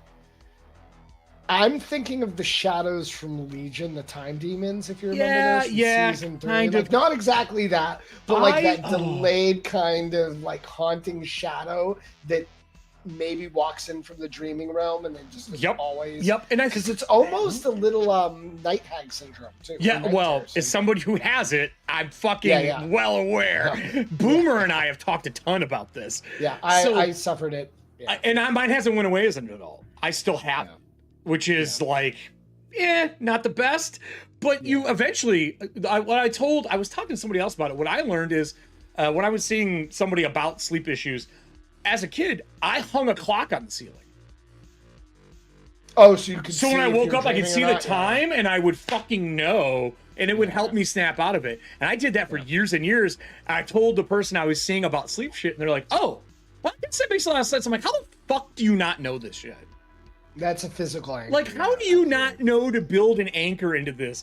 So, I think a lot of game writers have shit that they write from because it's from personal experiences, right? Well, that's the thing. Bloodlines came from, like, people don't realize that we were talking about this in my influences on Friday, but, like, Bloodlines started out as not just a need for me to play modern games outside of other systems, but it also came from a series of dreams. You got it. It came from my personal explorations. It came from travel and history. So it's not just like, I want to create a game. Like, this is a lot of work. It takes a lot of time, and there's not a lot of payoff if you don't have $1 million Kickstarter. So like, it's really a crazy passion for me that 100%. I don't know. 100%. It's like it's not a logical one. So that's for sure. So if I have all these done, I have my levels done. We need to do those hit dice. We need to hit points. We also need to choose our attunements. Or hit points. And then we need to do our skill totals. And then do I pick any more skills up through those extra 2 levels? Okay, so you already picked up your baller skills at the beginning. Now you do pick up at 3rd level. You picked up that the 2 new skills that you get from being a spiritualist. No, I did not do that yet. So hold on here. Let's go to 67, isn't it? No, spiritualist 66. Yep. So do I get just those 2 and pick some, or do I just get the 2 class ones? I would assume it would just be the class ones. Get the 2 class ones. Do I get their saving throws too? You know what? You would. So you're going to have 4 saving throws. But remember, though, you don't get capstones later on. So that capstone that you would get for... He assumes he ain't going to live that long. I mean, that's Gen X's retirement plan. So, Right. Yeah. Right. It's a fucking heart attack. Right. Yes, dude. I mean, Why I'm aren't just... you enjoying your life? Because I'm just going to die one day. Yeah, so 64, and then... Oh, dude, I'm getting 4 saves. That's hot. I mean, it's a trade-off. I'll take it. Smart roleplay makes up for capstones, and then so do magical items. You're not wrong there. So each spiritualist is trained in lore, the church, and then religion skills. Yes. Okay, so lore and religion. So if I go down here, I have religion. I'll check that, and then I'm going to go down to where I have my other one. And just add religion. And I'm going to add, yep. Yeah. Where did my dumb ass put that? I think I put it in story notes. Notes. I thought Secret World. So it's lore, religion in Secret Worlds, or no? No, it's lore, the church. Church. I didn't even mean to pick that. The irony. Church and Secret Worlds. All right, perfect. And then religion. Yeah. Yep. And then they get a D8. So I'm gonna roll a D10 and a D8, right? No, you're only rolling yes, a D10 and a D8. Audience, give me a D10 and give me a D8. You guys can roll my hit points. So exclamation point 1D10, exclamation point 1D8. And we'll add those into my hit points. Do you get your con bonus every level? Yes. Okay, yes. cool. Yes. So that'll be nice. Anything so you're at else? 25 plus whatever chat. Yeah, dude, I'm on a brick shit house. Let's go. Chat's all making dinner. They're not like, I'm not rolling your dice. No, this is the 30-second delay. No, I wish there was a way to lessen it, but it is really difficult. There's serving hands. Oh, there she's at. 6. Okay, above average. Nice. No, it's one above average. Michael got you with 6. Wow. Hey, can we get another die? I want to see if we get 666 in chat since tonight is brought to you by Satan. That happened when we were running out of the game on D12s. We got 666. Oh shit! We get to? Oh no, we only get to 2. I got the delay. I get excited. I thought. So that's another 12, and then 12, 13, 14. So 39 hit points at level 3. That's pretty good. Yeah. I can take a hit now. 39. All right. So what's left then out of character creation? We got, what's the next step, I guess is what I would say. I would look through your skills and see if you want to attune to any. And we need to pick your arcana. Well, so it goes, I'm going through the steps that are in the book. So it's character class. We did all that stuff. We have everything in here. Hit points, feats, gears, all that stuff. And then the next thing should be a background. Yes. Sorry. I got distracted with it. We went way ahead. We jumped. So character backgrounds. Okay. Character backgrounds. Ooh, so there is a legacy. Do you usually roll your percentiles for the character legacy? That's up to you. I like to because I think it's cool and I add some new all right, audience, narrative thing. Give me a D100. And I'm going to look at the character backgrounds while they're doing that. Still roll a 6. Man, oh my God. If they do a D100, it's destiny. Tonight's chat I have a dark angel just following me, a fallen angel following me around. This brawler is going to be like, no, it's going to be, I mean, it's kind of I'm not mad at this character so far because if you do play it as like, if it's a transforming character, this could be a really cool story. I think it'd be fun. So while they're rolling that, let's look through, knowing what I want to build, is there a background here you think that is just a good fit? It's really easy. Yeah, it could be easy to say criminal. I think since you did some toxic stuff back in the day. Question would be: is background before you're working? Is that like your childhood and your teenage formative years? Like, is it up through like 21? Is that like your formative years? Is that kind of how you're doing this, or is it your work? Yeah, growing up. You're growing up. So it can also include your profession. It's up to there are options to do either. So you can consider your background as something that was just the basis before you're becoming a character. But some of the backgrounds also have profession orientated towards professions. Mm-hmm. So in that case, you could choose it that way. It's really open. They're not. I didn't want to streamline it. So tradesperson, I'm assuming, is like would be a career, carpenter, things like that. Okay. Sonographer is just something I think anyone can really learn. Which would be just like being a general professional. And I did it because I wanted to help people after getting my head fucking knocked in and losing some stuff. What would be, man, how fucking could do hilarious select- would you it could be try- if I used to be a politician that got knocked out of office? That could be a funny story, like the boxing mayor, or like who only served Small town. like one turn or Small one term or town, whatever, small town, and maybe he was like treasury and was like fucking stealing money. So that would give you deception and perform. Well, I already have deception, but I don't have perform. But I could swap that if you have deception to something it would else. or take expertise in deception. Oh, One of the two, because you have overlapping skills. man, a ex-politician. Who's deceitful? I mean, that's all. No. But I mean, so the cool thing is let's talk about this. Let's talk this through story-wise. Boxer already was loved because I was winning fights. Didn't know why. Like I was a good hit. I did well. You get some clout. You run for some position in an office in some city. You get that position. I'm backed by people who are already betting on me and giving me money, which means I was running in the wrong groups of people already because a lot of that gambling thing. And then so illegal corruption shit. accusations Right. drive you out of Right. office and force you to. And pick a even new if it career. wasn't me, maybe the corruption was Oh the my people God. who were paying for me to be there. Yeah. And so, or like- there's like. So and maybe I Throw did this some fight. stuff, and I'm also roughing people up, like because you're a boxer, you're going to be a little. But I probably got along with the blue collar workers really well. I probably talked to a lot of those people, the working class. Dude, you could have been a union guy too. I could have Like been. Would politician a fall under union? union? Yeah, absolutely. Done. We're doing it. We're doing it. Yeah, absolutely. We're doing politician. You could have been a union boxer doing a from pol- like we're doing- Chicago. Oh God, we're doing like politician. politician doesn't have to be elected. Yeah. official. It can be just something political. I love it. I love it. So where's background Yeah, that out here? could be I see cool. titles. I see all that stuff. Where's background? I see experience. Where do you put your background at on the character sheet? Let me look at the character sheet. I know. I'm asking you because you're gonna know better than I know. Oh, I see backstory. Backstory, background. Yeah. Second page. So okay, I so think I wrote it as there. yeah. Put it in under backstory. So I'm gonna just grab this. Oh yeah, that's right. It doesn't highlight well. Because Yeah, broken. I will go through it. You know what? Deleting these fields will be easy, and I will turn all of these page 3 and 4 fields just into single fields. Oh no, I was talking about trying to cotton. Because remember we talked about this before. You can't fucking copy and paste because of how optimization works, and optimization fucks up this stuff. And I was trying to copy and paste from the book. All right, so politician, and then let's get the things from it. So kissing babies, I'm just gonna copy this whole fucking thing. Kissing babies. That's such... Ooh, Yep. fuck, it's one line. Okay, so we can't do that. All right, we're not gonna do that. So basically, the rundown is you're going to get add perform to your class skill list, Okay. your list of class skills, Okay. Perform. Done.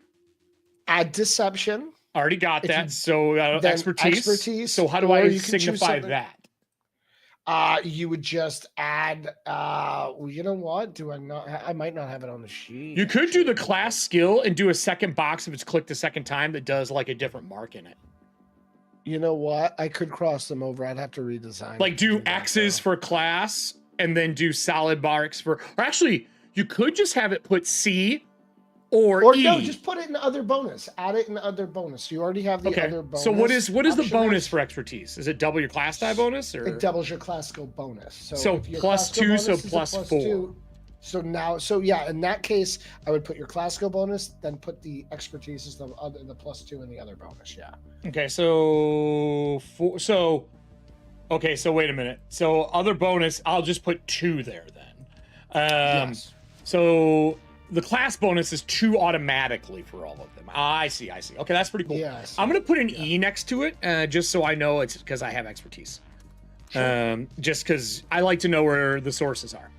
All right. Keep in mind, so- once we have those form fill, like I was telling you earlier, You won't be able to once put that all in the there. Fields, well, you won't be able to. You can put an E in, but it won't output it. It'll Right. treat it as Right, a right. 0. So you have to only put in a. This is just more for my knowledge right now. Sure. Yeah. So yeah. perform deception. This background provides no language bonus. I mean, yeah, of course not. This character, I have a spell for that. This character begins play with a handful of personal items, including a smartphone, a satchel. So now I'm going to say I have a laptop. Because I think that's important. If you're a politician, you got to have it. So politician, I'm going to put laptop. I'm just going to put laptop, and then what other thing does it say you get? And you learn guidance as a bonus spell. Which is just a cantrip, but yeah, you'll have one cantrip. Fucking yeah, let's bury it. And 6 months salary. That's what I want. Yeah. Private financial accounts. Private. Those are gambling and taking a fall accounts. Yeah, I'm sure they are. Yeah, absolutely. That's because you took street too, didn't you? Yeah. This guy's definitely gonna be like a fucking character. So and then I get guidance as a cantrip. So I do have one cantrip, so I'm gonna put guidance here. And then so you're saying I have to use one of my spells per day to cast that? Or do I just cast it as many times as I want? You'll get that cantrip prepared for you, and you'll just cast it. It's infinite though. Okay. Over and over. Yeah, it's infinite. It's not per day. That's like if it were a first level spell, you'd get the slot, and you'd only cast it once per that day. And did guidance change at all in this version compared to what it normally is, or is it pretty similar? It should just be so yeah, every spell changed in when when a cantrip like guidance says a D4, now it's your class die. So because you're swapping the bonus based on training. Yes. Cool. Basically, so like when you get to third level, which you are right now in your class die, you won't give guidance. Won't provide a D4. It'll provide a D6. And this says charisma, so get stronger. But and I want charisma anyway, which is great because that's my main spell. If you wanted to. Well, yeah, because I'm spiritualist. They're charisma. No, spiritualist is wisdom.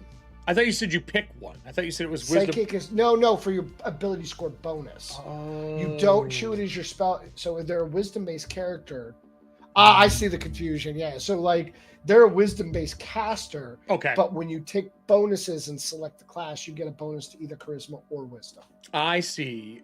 On page 66, yeah. Then let's hit the numbers here before we fill out our skills. We put 7s in everything, and then we added it up to 10.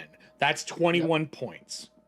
Out of 32 with 11 points left over. Yep, 11 points left over.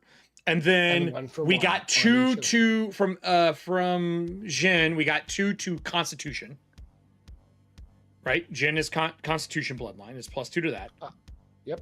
And then we get what for Brawler? Brawler was Strength. That's 2. Now I'm double checking Jin. Yep. Now we're just stepping through the paces. At least that's what I wrote down so far. Because I have separate notes here, and then I put Brawler, I got a +2 to Strength. Yes. Okay. So 2 to that, 2 to that. And then Wisdom is my primary. I have 11 points left. I rose my Charisma up to 16, which I do not want to change. I want that. And I do want a Luck of 13, so I'm going to take those -3 off. That leaves me with 2 points. Those should probably go into Wisdom. Jen is Con, yeah. Yep. So it should probably go into Wisdom then, right? The 2 points I have left over right now. I would, yeah, absolutely. Okay, and then does the class give me any stat bonuses? It does. At level 1 for occultist, do I get anything? You're not occultist? Or you mean not occultist, spiritualist. Sorry, spiritualist. Do I get anything? Yes, you go back to spiritualist and. Well, I meant because of multi-class. Do I still get that? I guess that's a better way to phrase it. So I originally did not intend for that to happen, but I left it out, and so we're going to go with what's written in the book. So you have to choose. Yep, absolutely. It's going to be either a charisma or a wisdom bonus +2. Okay, so I will take the wisdom bonus to round me out a little bit. Yeah. Because I already put 6 points into charisma, making me pretty charismatic. That puts me up to a 14 in total instead of the shitty 10 that I had. Yeah, and keep in mind, there's not the restriction to having a casting requirement. No, but it's your DCs, though, and when I punch somebody, I want that shit to work. Right. So yeah, I would go with at least a 14. And 14's a 2, +2. So that's a pretty good stat array. No negatives. Yeah. I'm not the most intelligent. Again, I've been punched a lot. I worked in crime. Let's be real. I ain't the fucking mob boss. Kissing babies, baby, not teaching babies. I could definitely see a union guy getting recruited into like the mob or into the underworld. I have some ideas. Meaning well or being stupid and not making the best I have decisions. some future-proofing things that I want in his secrets that I will not put on screen. Oh, good. So that was another thing when I ran out. So for a Legacy of Nightmares, one of the things we did for that, and you'll see this later on when we get into talking about that, but every character that starts in that has a custom background that is catered to just that story. And they could choose that by default, or they can choose a different background if they want to customize their character. But absolutely, like, there's some opportunities there as well where you get guidance. I really like and charisma. Yeah, I really like when character backstory, it drives the narrative. Oh, and that's I how I build encourage characters. that as much as possible. Yeah, like people should know who they are, because you know who you are as a person. Like, even if you're learning who you are, like, and we're all growing and evolving, and you know, and learning to understand ourselves. Are you fucking kidding me, Michael? What? Bro rolled 20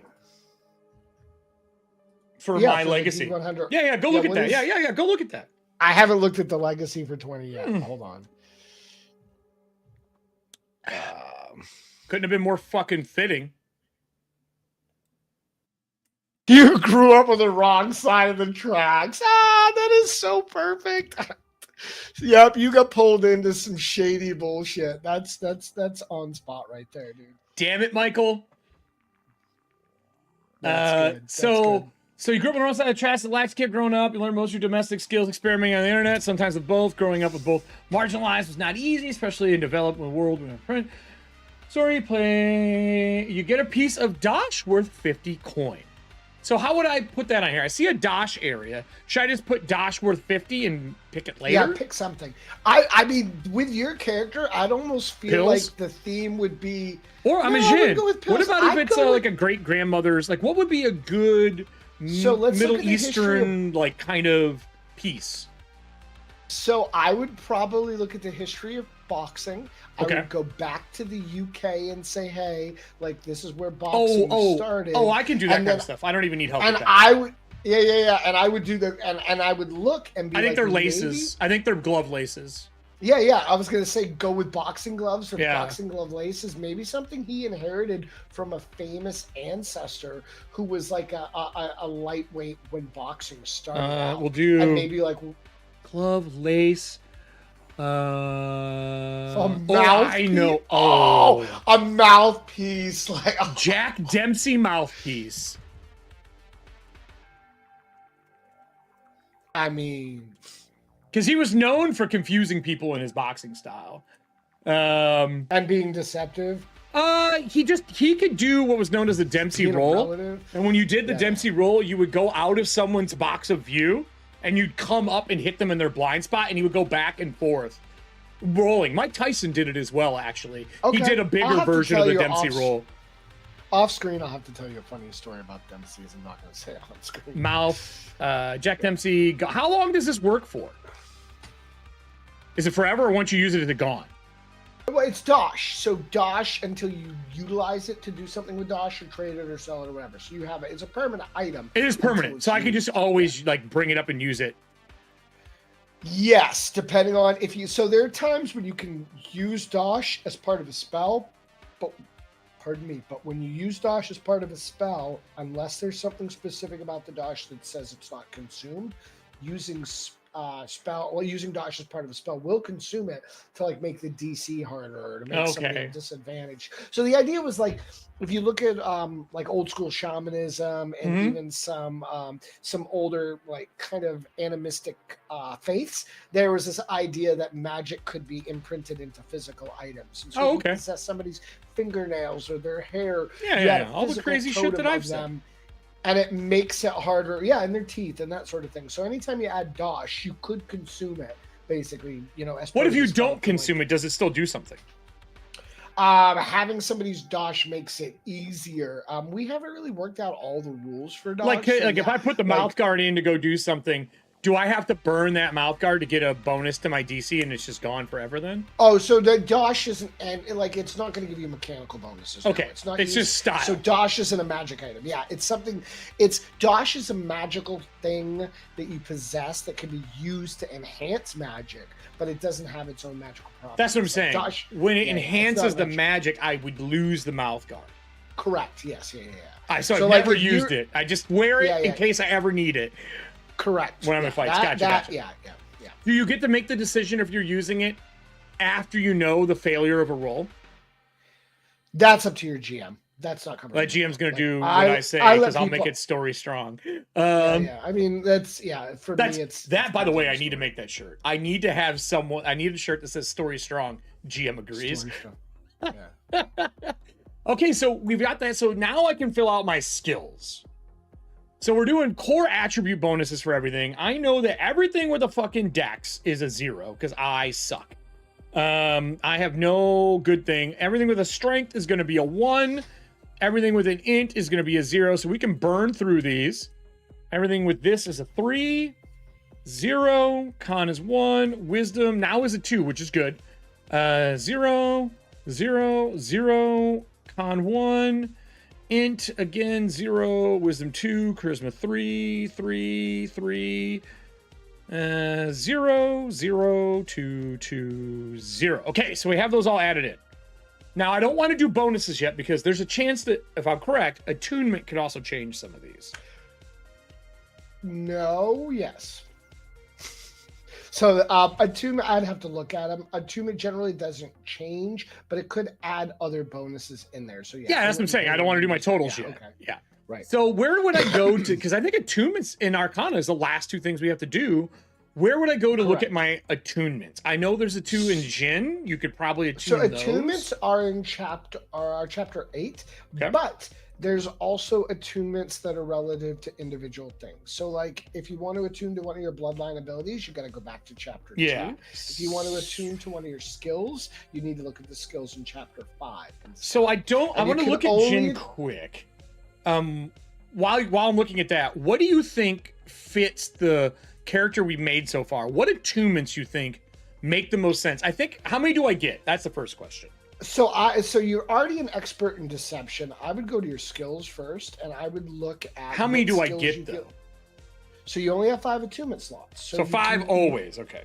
Yeah. No, 5 to start at level 1. You also get 1. I forgot you're level 3, so you'll get a slot at level 6 and 7. At levels 2 and 3. So you will have 5, 6, 7 slots. So I'm going to pick them in that order just so that when we reverse engineer this character, we know which ones were picked. Sure. Okay, so we get 5 to start. Yep. Looking through that, I'll go look at Jin, but what do you think is what are good attunements that you think fit this character that you're like, oh yeah, this is it? Man. Again, I feel like I would look at skills first, but let me look at bloodlines first because that's where we. Well, I got the bloodlines up right now. So, well, no, wait, it's not in the. Where's the attunement at? Oh, attune level 1. I got abilities. Yep. Well, I have to attune to get that bonus 1 level slot, and I think I'm going to do that, and I'm going to do that at level 3. So I'm going to do Jin's Secret because I want that extra casting a day.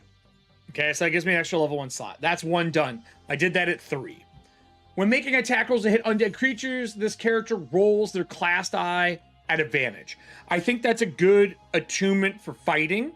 I think I like that. So I'm gonna do 1, 2, 3, 4, 5. I'm gonna do both of them. I like that. Ghoul, and that gives me advantage versus undead. I think it's corporeal though, isn't it? Advantage versus corporeal undead. Until you complete a short or long rest, yeah. Because you can change them, right? Yep. I like locking them in because I don't have time to be changing that shit all the time. And then let's go to skills next. Oh no, you don't have to change them. It's just corporeal undead. I misspoke. Is there class ones, or is it only no? Classes do not get. So the ironic thing. Well, it's not ironic. The reason classes don't get additional attunements is you're already attuning to the class as you level and select abilities. Oh, okay. So, I got you. It's kind of like attuning, like you're leveling in the class. So gotcha. We didn't want to get even more granular with the powers. That'd be a headache. Perfect. All right, so let's go to class attunement. Where you said attunement starts in chapter 8. So you did a line for Ghoulbane and a line for Jin's Secret, right? So I did, in my first 5, I took advantage on ghouls, right? I have an idea story-wise for that. And then at level 3, I'm going to take Jin Secret and get that +1 because I don't get casting until then. So I wouldn't take it to 3 anyway. So those are the 2 I've used so far. So but you've only used 2 slots. Though. 2 slots. 1 from the first 5, 1 from level 3. just so when we reverse engineer the character for level 1, we know where that stuff came from. So let's look at attunement for skills. So attunement, what page is that on? You want to go over to the Because I see things skills. like best friends and shit like that in chapter 8 for attunements. Yeah. Skill attunement is covered on page 95. Got it. All right. It explains it, and then you just, if you want to see what to attune to, you look at the individual skill descriptions. So for you, you're a brawler. I would look at athletics as something to potentially attune to, because you're an athletic character and you started out that way. I would look at deception as an attunement because you're already an expert. Good at it. I'm good at it. So like, and like, if you look at athletics, it just you get all your baseline stuff. So I see like athletics. 3 versions on here. There's like attune, and then there's like aligned. Those are a level based though, correct? So I can only do attuned. Correct, because you can't do anything at 4th level. So, and that's because skills and certain abilities are what's the word I'm looking for? Okay. They're graduated. They're delayed because you need to learn this skill. Like you have to spend time with the skill before you can attune it. So you can't really attune with it at 1st level. So athletics, we're definitely taking that. Boom. I agree with that wholeheartedly. And then that gives me strength to intim. So I'm just going to write down strength to intim. Wait, did you take acrobatics too, or just athletics? No, just athletics. So if you took acrobatics and you I don't have a dex, I'm not doing it. You don't. Okay, fair enough. I already have my skills aligned to the story we've built. There's no reason to retcon this. This is how people who plumb characters get stuck making characters for 3 days. Fair enough. I made my story and I'm sticking to it. I like that. That gives me a bonus. It tells you what athletics is. That gives me a bonus to intimidate, which is nice because I'm working fucking union stuff. That makes sense. And you get charm person for attuning to deception. Okay, so I'm gonna go to charm person. Yep, that's the next one. So we're gonna do charm person is a bonus spell. So we're gonna go to deception. I'm gonna mark deception. Deception, and then we get charm person. So I'm gonna write down charm person and my spells now. And I didn't take that because I already had an idea that I was gonna do this.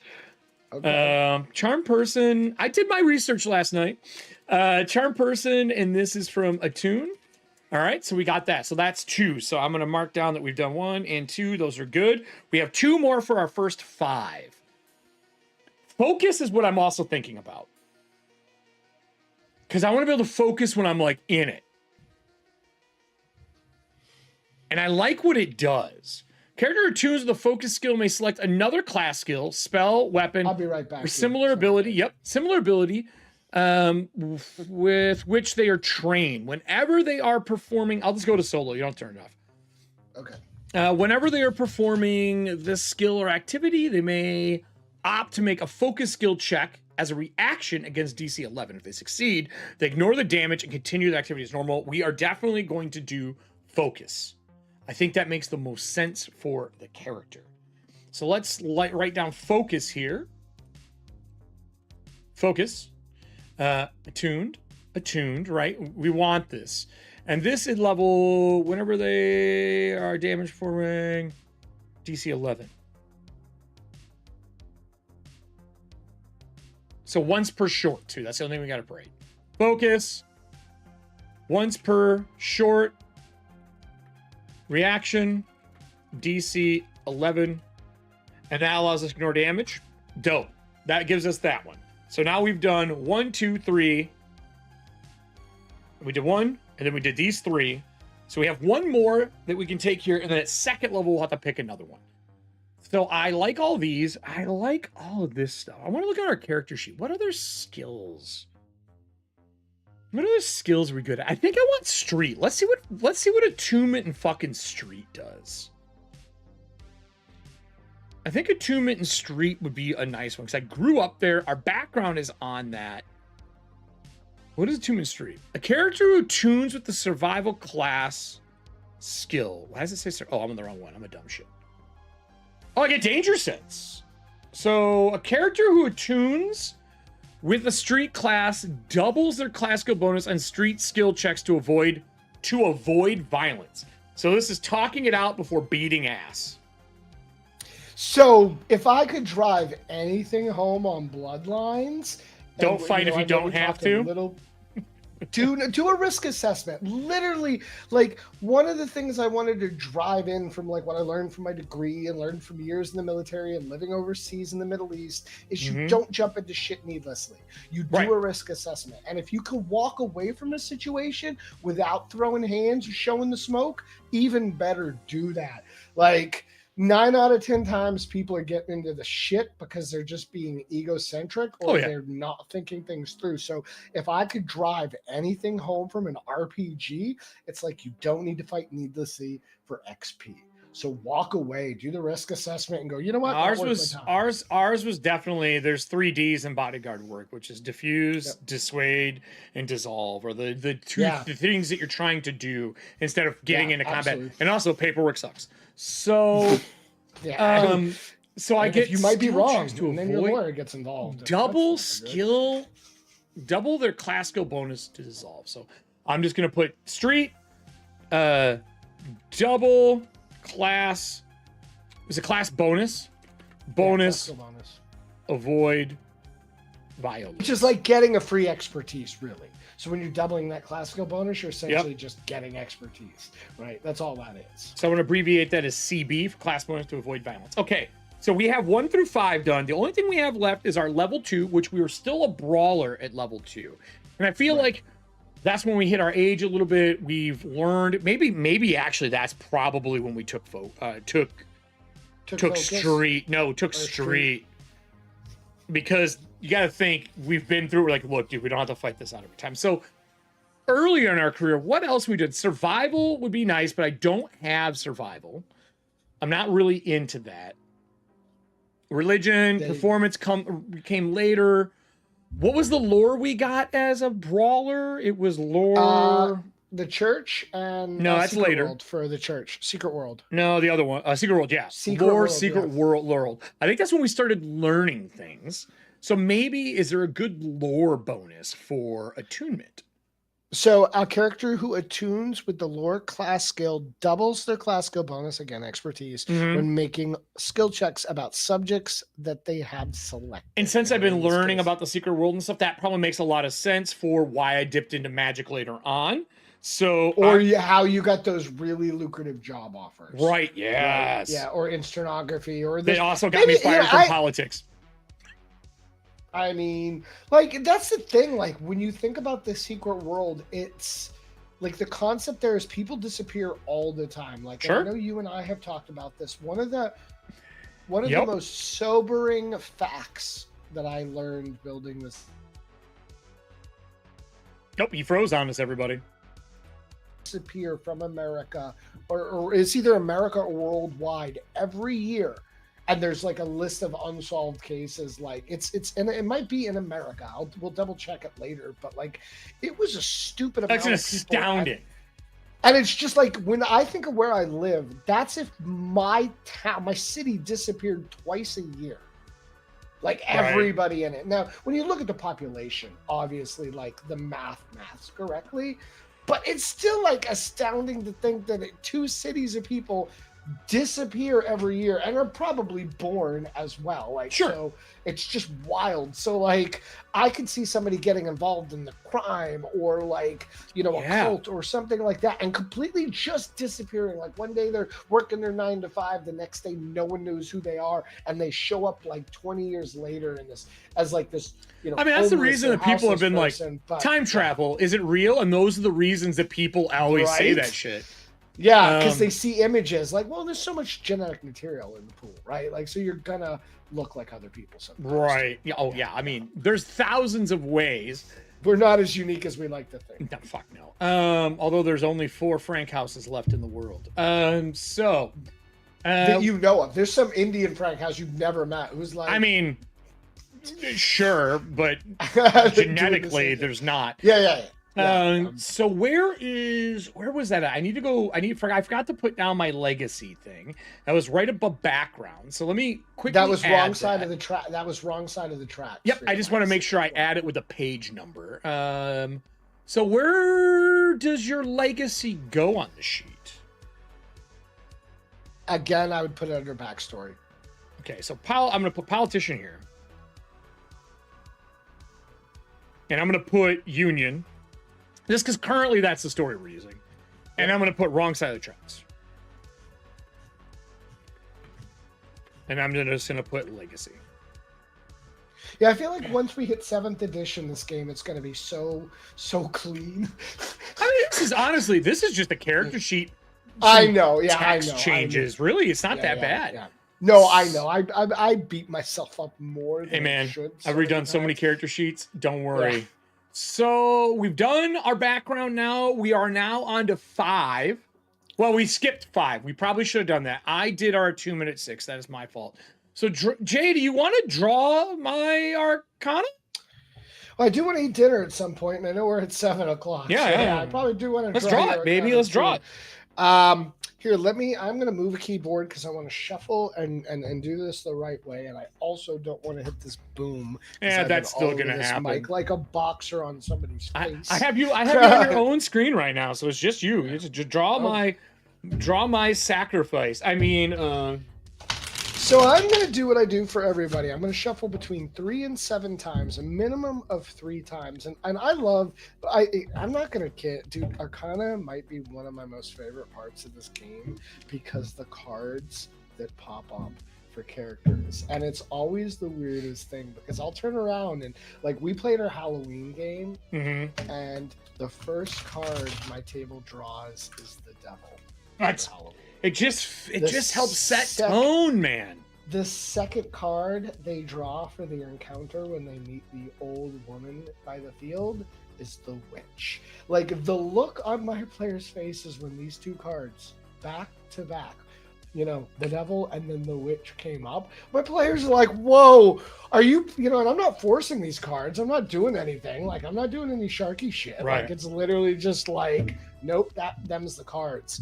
And that has happened so many times in this game that it's almost like Bloodlines has its own little spirit. Now I'm on shuffle number 4. I'm about to start. So at this point, at any time here in the next 30 seconds, if you want to tell me to quit, I will shuffle that last time after the quit. Shuffle one more and we'll call it. Well, that's what I'm doing now right now. This is a quick shuffle. And I am going to... Is it the top card? Bottom card. I have not seen it. Okay. Hidden behind the chat, splitting the card, pulling from the middle. And the card that we pulled for you is the Occultist.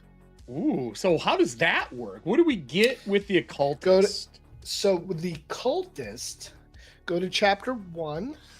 I'm all right. And look at the Arcana in chapter 1. It should be, I think it's right there on like page 16. And we're going to go into the Cultist that is one of the aspirants. Okay. I'm looking real quick because I, again, don't have everything memorized. Sovereigns. I see archetypes. I see sovereigns, aspirants. Here we go. Cultist. Let's look here. Witch Crone.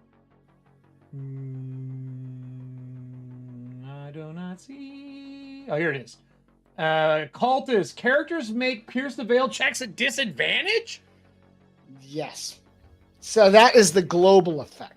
So when the card comes up for you, you get that luck pool, that thing that we talked about there. Okay. And remember, you can attune with your Arcana too. So like go back to like if you look at page 18, it explains the Arcana dice pool. That's what happens when that card comes up for you. You get a luck pool. It's like having inspiration, basically a luck pool. However, you can also if you look at, I believe it's in chapter 8. Let me because I know that hold on.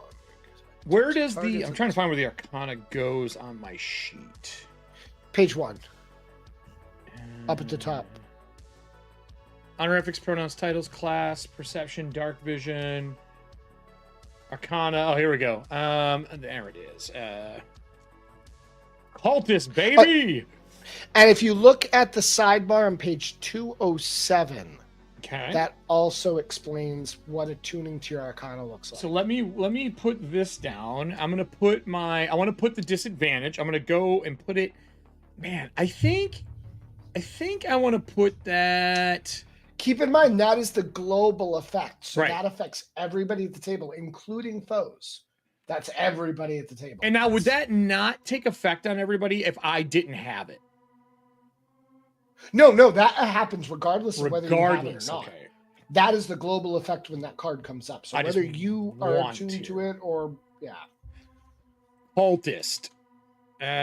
Global effect. Okay, cool. And then you said what page is that? What? To that would have been on page 18. No. For the attunement. Oh, the attunement. And that's not specific to the card. That's just in general. That's page 207. 207. Oh, and you can attune to your Arcana. Yeah. How often does your card get drawn that attuning to that Arcana? So, can you force a draw sometimes? Is there a way? Yes, the occultists can. So occultists have the ability, one of their class abilities allows them to manipulate the Arcana in game. So they can force the deck, they can change the deck. Our occultist saved our psychic's life at least once by removing a murder card. So there's a card that's pretty much instant drowning called the Maid of Myrrh. And we had a player that almost died, and the occultist was like, you know what? Nope. So attunement is benefit, draw upon the Arcana's mystery once per day. As a reaction, the character may draw strength from their connection to the Arcana. This character on a target they can see may add their character's class die as a bonus to their next attack, ability check, or saving throw. That's pretty powerful. Yeah. But I don't know if I think I like the flexibility of everything that we've picked so far more than an extra class die, because I will lean. Also, keep lean in into mind, this. having a free attunement slot means when that magic item pops up, or when that new one. Can you drop attunement and make a new attunement if you want to? You can, but it takes time, and it depends on how strong the attunement is. In fact, if you look at in chapter 8, if you look at breaking bonds on page 209, I was reading that last night. How long it takes.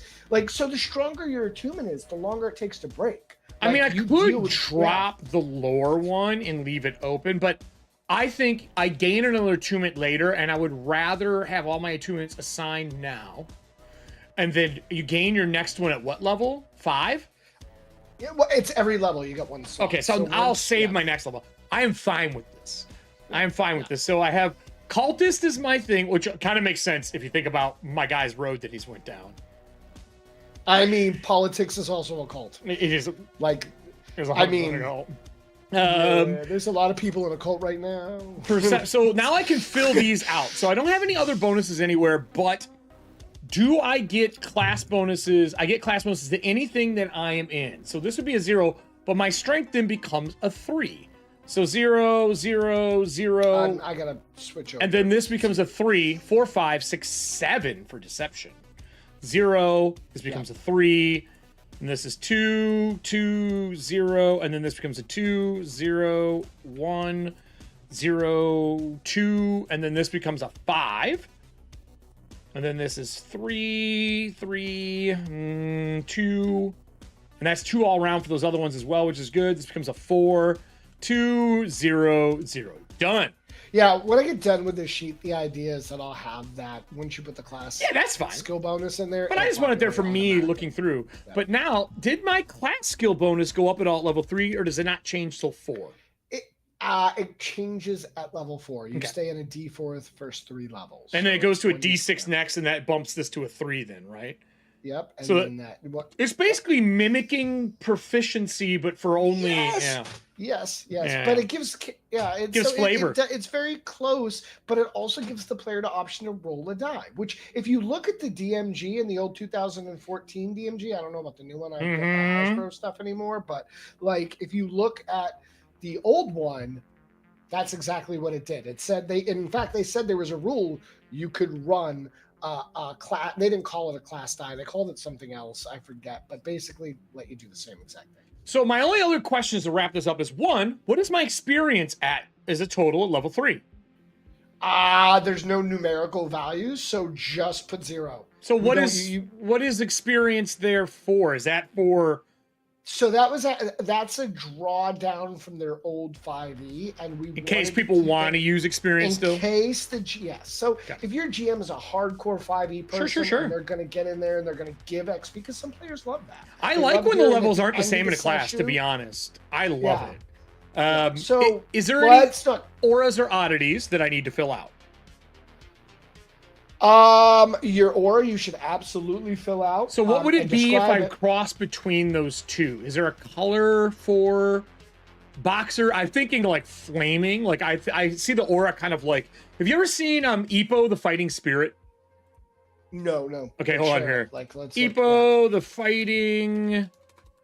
This is actually based on Jack Dempsey. Okay. Is a phenomenal anime for anyone who hasn't seen it. I'll put it in for the reference with the artist as well in here. So Ippo the Fighting Spirit is based on Jack Dempsey. And they always talk about when you look at somebody, you can see the spirit of a person if you're a real fighter. And a lot of boxers in real life have also talked about that. He used the peekaboo boxing style as well, where the gloves are like this and you're basically on your cheeks. Everyone was mad at Tyson. They're really not this way. They're this way. And everyone thought Tyson was biting his thumbs because he's nervous. It's not. When you're doing peekaboo and you train a peekaboo, you bite your gloves to keep them to your mouth because you can bite it and your arms can rest. Oh, okay. So you don't usually do this because no one punches this way unless you're, even as an uppercut, it's not what you're doing. So you're like this and you bite your gloves. That's what this character's based on. Like that, but this, the Fighting Spirit, is about that like energy that is behind you when people see it. And when they're fighting two people, you can see them. Some are blue, some are red, but they're representations of what people say they see. It's been seen during feudal Japan with samurai. It's written about as well. So I think his aura for the fighting part of him is that. Okay. But I think the center of that aura has got a cutout of the guardian of his spirit. I think it has that shadowy thing that's slowly consuming the fighting spirit. Okay. All right. So is there a color for shadow? So, not shadow. Oh man, so you could almost have like his hope be the inner aura, like that's mixed with his bloodline and his ambition and his dreams of greatness, and then the PTSD / shadowy element of like this new spirit from his his. Well, so I think it's coming in. And the fighting spirit is what we grew with. I don't know if the shadow is pressing it down or is it growing through it. Because I guess I saw it like if it's me, or not me, but if it's a character, and then it's the shadow, and then the spirit encompasses the rest of it. So it's like me, Black Shadow, Spirit. The reason I say that is I think the shadow is consuming the spirit from the inside because it's mental. He's fucked right now. He's been boxed. That's what I mean. Like the shadow is like that traumatic. Yes, PTSD it's element. inside. It's the black spots on an MRI. Yeah, and you're like, shit, how do I work with this? And he's trying to work with fire above with. Now, is there colors associated to the classes and their auras? Not necessarily colors. We give you some guidance in how the auras are described if you need it. But the more you talk about your backstory, the more you build this character, the more I feel like the auras come out naturally. And we did not want to hold auras to such a strict set of mechanical values that it limited storytelling. That's stupid. Perfect. I think that's a good representation of it. And then have we missed anything?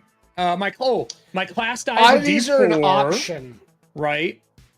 Power DC for me is going to be it's going to be 2 plus 3, so 15, right?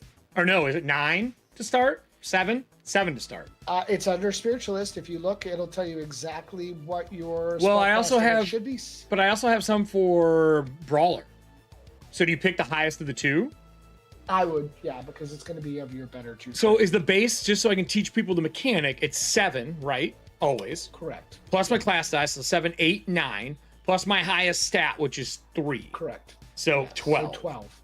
And ironically, the math works that you're going to almost always get in the same ranges that you would for 5e. Yep, perfect. Initially. Perfect. And then your attunements and stuff like that really flex it as you go. Yes, absolutely. Okay. And then is there anything else on the sheet that I missed? My bonds, ideals, and flaws I want to keep private. I don't want to do those out yet because I want that to come with the sheet when it comes out. I have them written down. There's a lot more for those too. Right. Yeah. Correct. I have those written down. Wealth and cash. I can write this in now because we know I have 6 months. 6 months of politician salary. For a mayor, I don't even know. That'd probably be, I guess, 80 a year.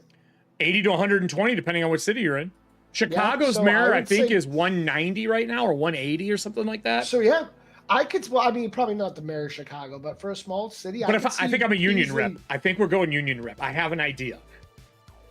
Well, then I would say 80 and split it and say he's got 40 sitting around somewhere. Well, I can tell you right now, I have my buddy's a union rep in Chicago. Hold on here. Well, I don't know. Like, I mean, if you know, I do know. I do.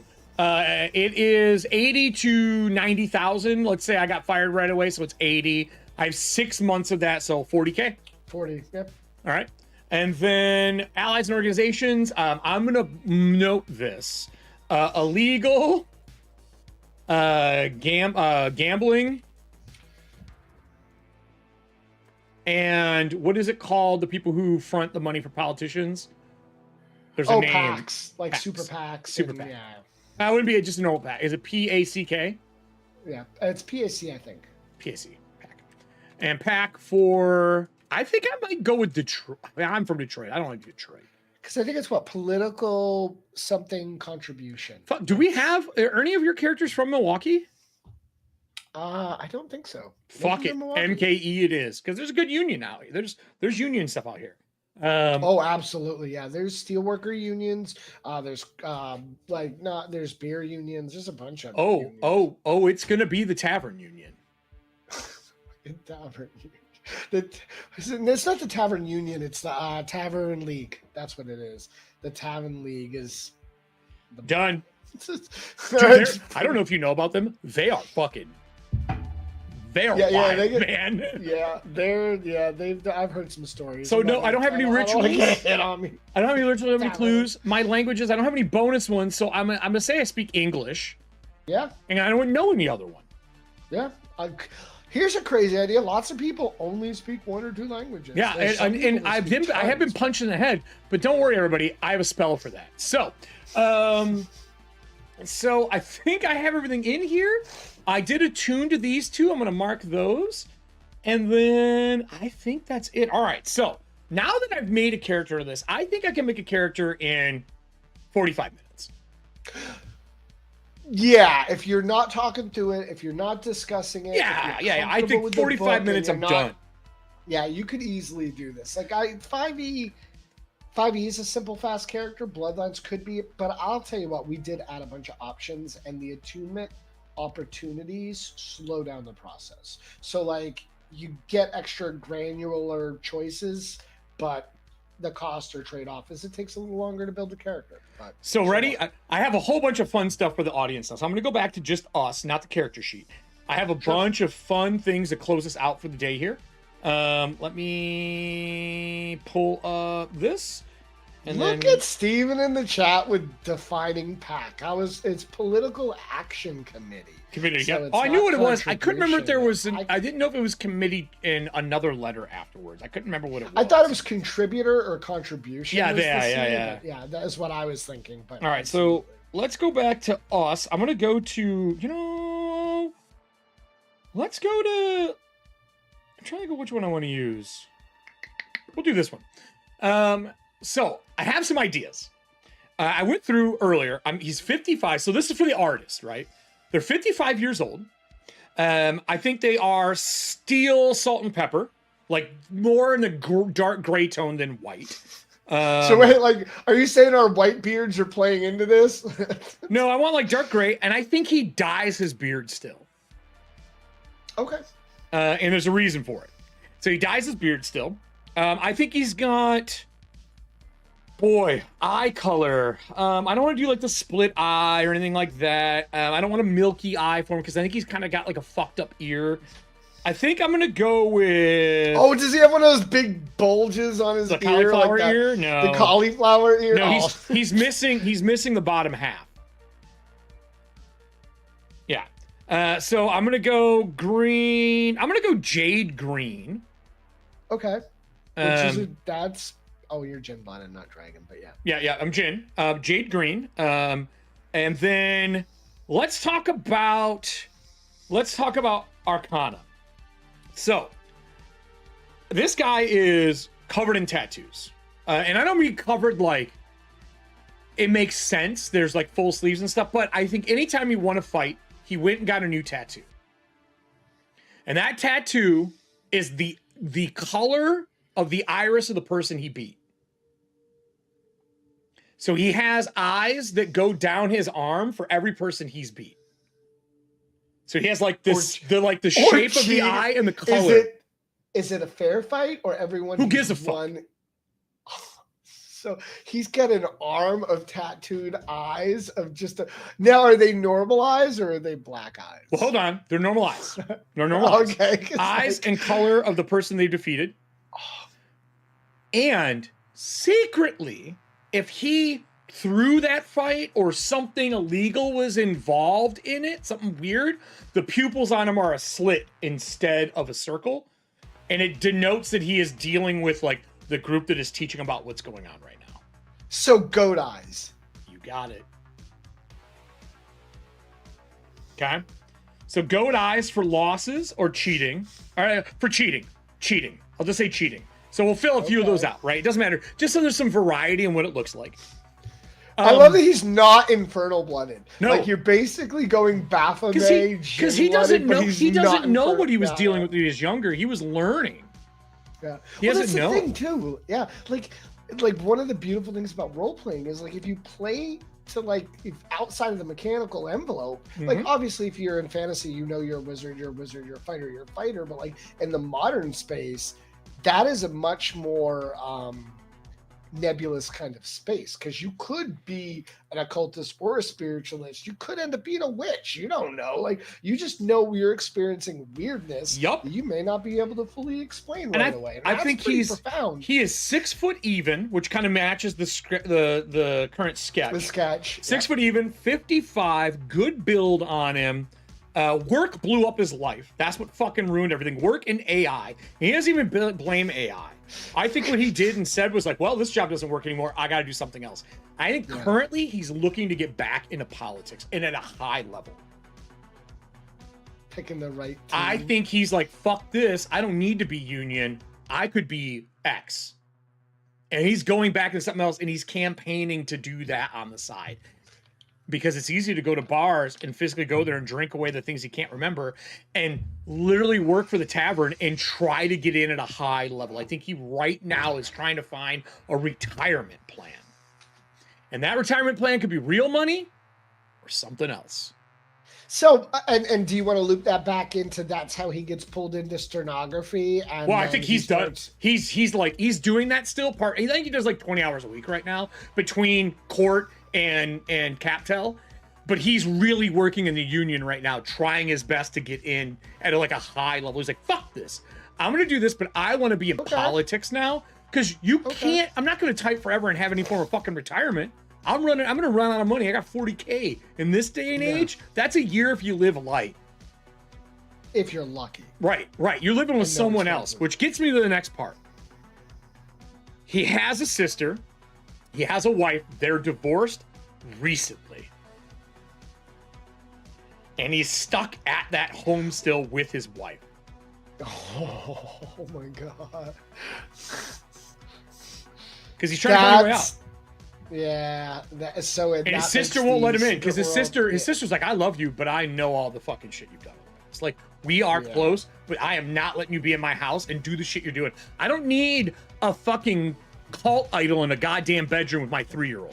So what are your cards? Yeah, because your cards are the necromancer, the cultist, and what was the third one that we had here? Strength. Oh my God. You like the strength of the dead. Right. Whatever. Wherever. No. It's wherever it comes from. Dude, that's. I don't give a shit. He could be a really, and with the Baphomet, oh my goodness, he could be a very dark, toxic kind right? of Or but he's immature, trying. He's materialistic. really trying to make a difference right now. It's just hard when the Okay. other side's so goddamn easy. So clothing wise for the artist, the clothing wise, I think what he wears when he's not pimping himself and going out. It's disco. No. Full disco. I'm I'm gonna keep saying disco. No, he's no disco. I think he's known for wearing famous gym shirts. Like boxing gyms. Like he's wearing gold favorite, gym kind of thing. favorite, okay. like famous boxing gyms. And then in his car, he always has a change into a suit and clip-on tie. And the reason I say clip-on tie is because as a bodyguard, I never wore a real tie. Oh yeah, why would you want somebody to choke you? Never. So he has really Like, nice. like that's literally let me grab you by your fucking. I think when he chokehold and opens just his choke you, trunk, yeah. they're across the back of the trunk and they hang down. So he's just got a bunch of them to pick out. I gotta ask you because I do ask my players this. It's not in the book, but this is just part of episode 0. What does your character drive? Oh, we're gonna get there. Don't worry. So I think he wears clip-on ties. So there is one of those. So like he may in that picture, I could see him have like the button on half undone, and it has like the gym shirt underneath it. Okay. And he either holding the clip-on tie or the clip-on tie could be like on the strap. Okay. And then I think he has gym wraps on because as a boxer, taking those off is a bitch. But you don't wear them tight. You do loosen them so they would have a piece hanging. You would undo it from your thumb and they would hang. And just kind of pull it tight. And they would hang. Well, you basically pull the thumb loop off because you wrap. You start on the thumb loop and you wrap that thing and it velcros here, and that makes your wrist stiff. So you would unwrap that part for your stiff, so you got wrist movement. You don't care about the hand wraps because you have padding here. When you wrap a boxing roll, you do this like zigzag and you put padding on your knuckles, and then you wrap that through your fingers. So only the wrist would be undone so he could fucking drive.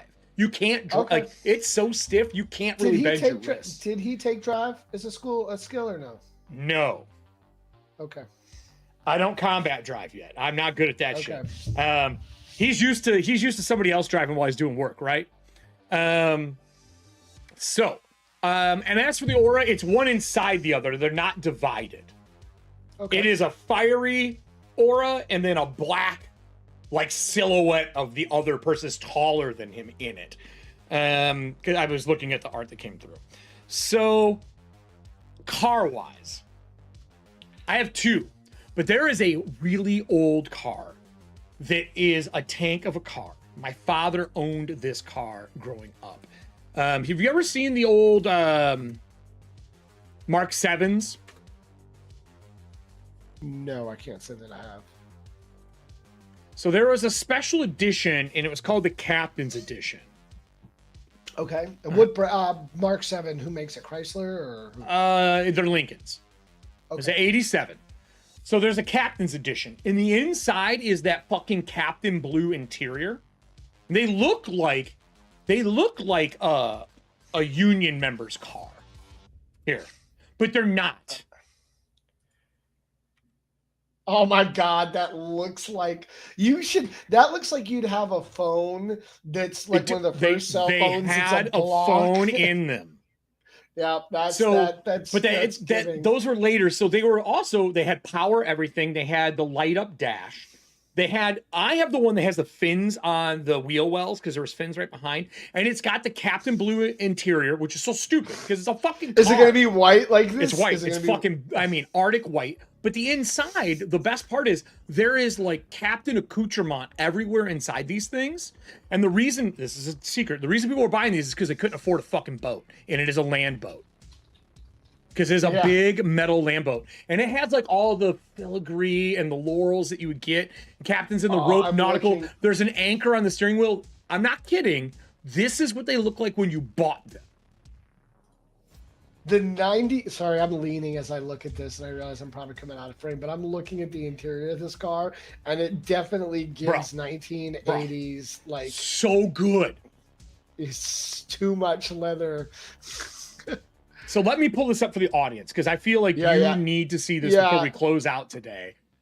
Yes. And blue, it's Captain's white Captain's blue Blue interior. Blue. Yeah, I gotta do that. Oh my god! My dad owned this car. My dad owned one Oh of these. my god, that looks like it should be the exterior. Oh, And it has that wood blue on the paneling in it. It had a good sound system. And it had really blue interior, everybody. Oh my god, that really is so, the steering wheel for blue that. Interior. Oh, that fucking upside down, like the A. Oh, dude. Yeah. Dude, and there's the one my dad had a nautical anchor on the cross, but they were fucking comfortable. They lasted forever. They are fucking metal framed. They are boats. I never, and again, I'm gonna feel like an old man when I say this. I never thought we would go away from metal framed cars, but I know. like, But they also made the Lincoln Blue version, and they're worth fucking money. These stock versions right now still sell for like $60-something thousand for the 87. really? Yeah. Okay. So this one here, the Bill Bass edition, is the one my father had. And this is what I think I want. Look at that bitch on screen right now. It's a 79. This is the Bill Bass edition. I'll put this in our chat. This bitch is a fucking boat. Okay. It is Oh. white and blue with the fucking rims. It does look like a boat, actually. And then they had the blue interior. And you see the fins? I'm looking now, yeah. The Mark V, and it had the fins on it, the Mark Vs. Dude, white pinstriping. This is the car. So for the audience to see this, now I had to get it pulled up, audience. I know you can't see it. I'm aware. That is such a boat. Are you ready? That is such a giant boat. This is a perfect thing, because you know what? Even if I drive it wrong, it'll be okay. He'll kill everybody else. You hit somebody with that fucking bumper, demon or not, that bitch is gonna feel it. Dude, the number, I will say, if I've learned anything about Bloodlines, your group will kill a person or an enemy with a car in a heartbeat. Like, I've seen more hit and runs in Bloodlines than in any other game. So, I swear to fucking God. Highly original condition, displaying only 10,000, believed to be actual miles. Rare and desirable Bill Bass Edition Continental Mark V, only one of 6,720 built. 400 cubic inch V8 engine, final production year of the Continental Mark V, stunning limited edition two-tone paint, original interior. My father had the blue interior. Excellent document includes owner's manual, original warranty card. I bought this car. This is why this sold. This is the one I bought. Because what's the rule, Jay? If you want to buy it, look it up. Yeah, the internet rule. Yeah. So that is such. I love when people pick their cars. I like when people kind of into describe their spaces. I would not be surprised if this is the one my father had. Is this the blue or white? Oh, no, this isn't it. This has got the white interior. My dad had the blue interior. Now, before we close it out, didn't you say we're going to give away another copy? We are. I know that there were some people in chat. We are. I'm going to pull it up right now for us. Yeah, just so we can. Nope. Because I know we're pushing to 8 p.m. my time, which means know, we did a long chat. Like, well, I figured today was going to go long. Yeah. So let me get the Wheel of Pain out. I mean, Fame. Wheel of Fame. No, man, Michael's like, I had a 81 New Yorker. I had an El Camino for those. If y'all really, I had a Ford Fiero. I had an 88 El Camino, I think it was my first car, or an 87. So let me go to the throne. And I gotta quickly change the Chrome that we're on. And then I need to take it over to Wheel of Fortune. We got this set in. We're golden here. And then I already pulled the list of names from chat. Yeah, Jason, looks like we're gonna enter you as well, because you've been everybody's been chatting it up. Thank you, chat. So we appreciate you.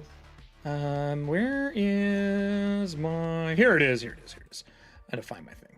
I need to see. We had beast cars in the 80s, so Gen X didn't die. Back when you still smoked and drank when you drove around, apparently. So let me delete these. So we have. Yeah, the El Camino. I had an 87. I see you creeping. Because I have all of them Convinced so many far. bodies in the back. That is so true. That literally was like we would drive to parties in like the late 80s, early 90s and put a bunch of people in the back and they would just ride like it was a truck. That was so true. But you could also just put bodies in the back. They had it coming. What else do we have here?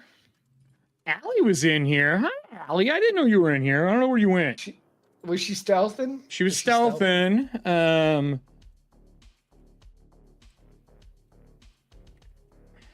Okay. Is there anybody else in here? I'm looking through them all. I'm assuming Ben already has access to it, right? Absolutely. I would don't give developers or Ben is on there. Okay, that's done. I didn't put them in. Is there anyone else that was missing in here? 1, 2, 3. I'm just looking at people who've been here since the beginning of the show. Nice Ford Mustang. I never owned a Ford Mustang. I did. I totaled mine though. I had the El Camino. I also had a Camaro for a while. I had a lot. I had 3 of those. I had a first year model change. I had a racing Camaro. Don't add Steven. He already has a copy too. I didn't do that. I figured he did. Okay. Is there anybody else? I think that's everybody. I think that's all the ones I have. I have it up on the side because. So the weird thing about YouTube is if you don't talk in the last 10 minutes, it takes your name out. It's fucking stupid. Okay. Even if you're in here, just lurking. But I feel like somebody else was lurking. I'm just scrolling through the chat to see if I missed anybody. I think that's all of them that I had. Jason's in there. Yep. I think that's everybody. Ben already has it. We don't have to worry about anybody else. All right, cool. All right, everybody. Add stream elements. Hurry. No, just add stream elements. That motherfucker. All right, so I'm gonna do the same thing. So I'm gonna roll a die. We're gonna roll a d6. Roll the 6. We're shuffling 6 times. 1, 2, 3, 4, 5, 6. And here we go. Sorry, Hands, you already won though. I should have even put you in. Todd. Well, Mr. Westcott. That's an easy one to get to you. So, Mr. Todd Westcott, you get a copy of the new Bloodlines of Black Magic, which is great because I know you've played all the other editions and helped tested them over the years. So why not? We'll remove that out. That is it. Jay, is there anything that we should share that you got going on before we close it for the day? You know what?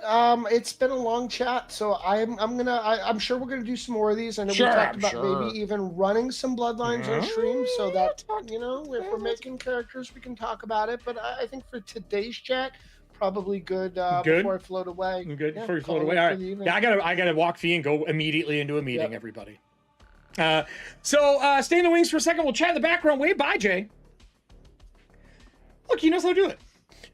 So everybody, jump through a hoop, Jay. This is a nice long. You guys got a longer Corpse Talk Live, everyone. I hope you enjoyed it. For those who don't know, you can pick this up. I'll have links down below for where you can pick up Bloodlines and Black Magic. If not, you can go to DriveThruRPG and look those up as well.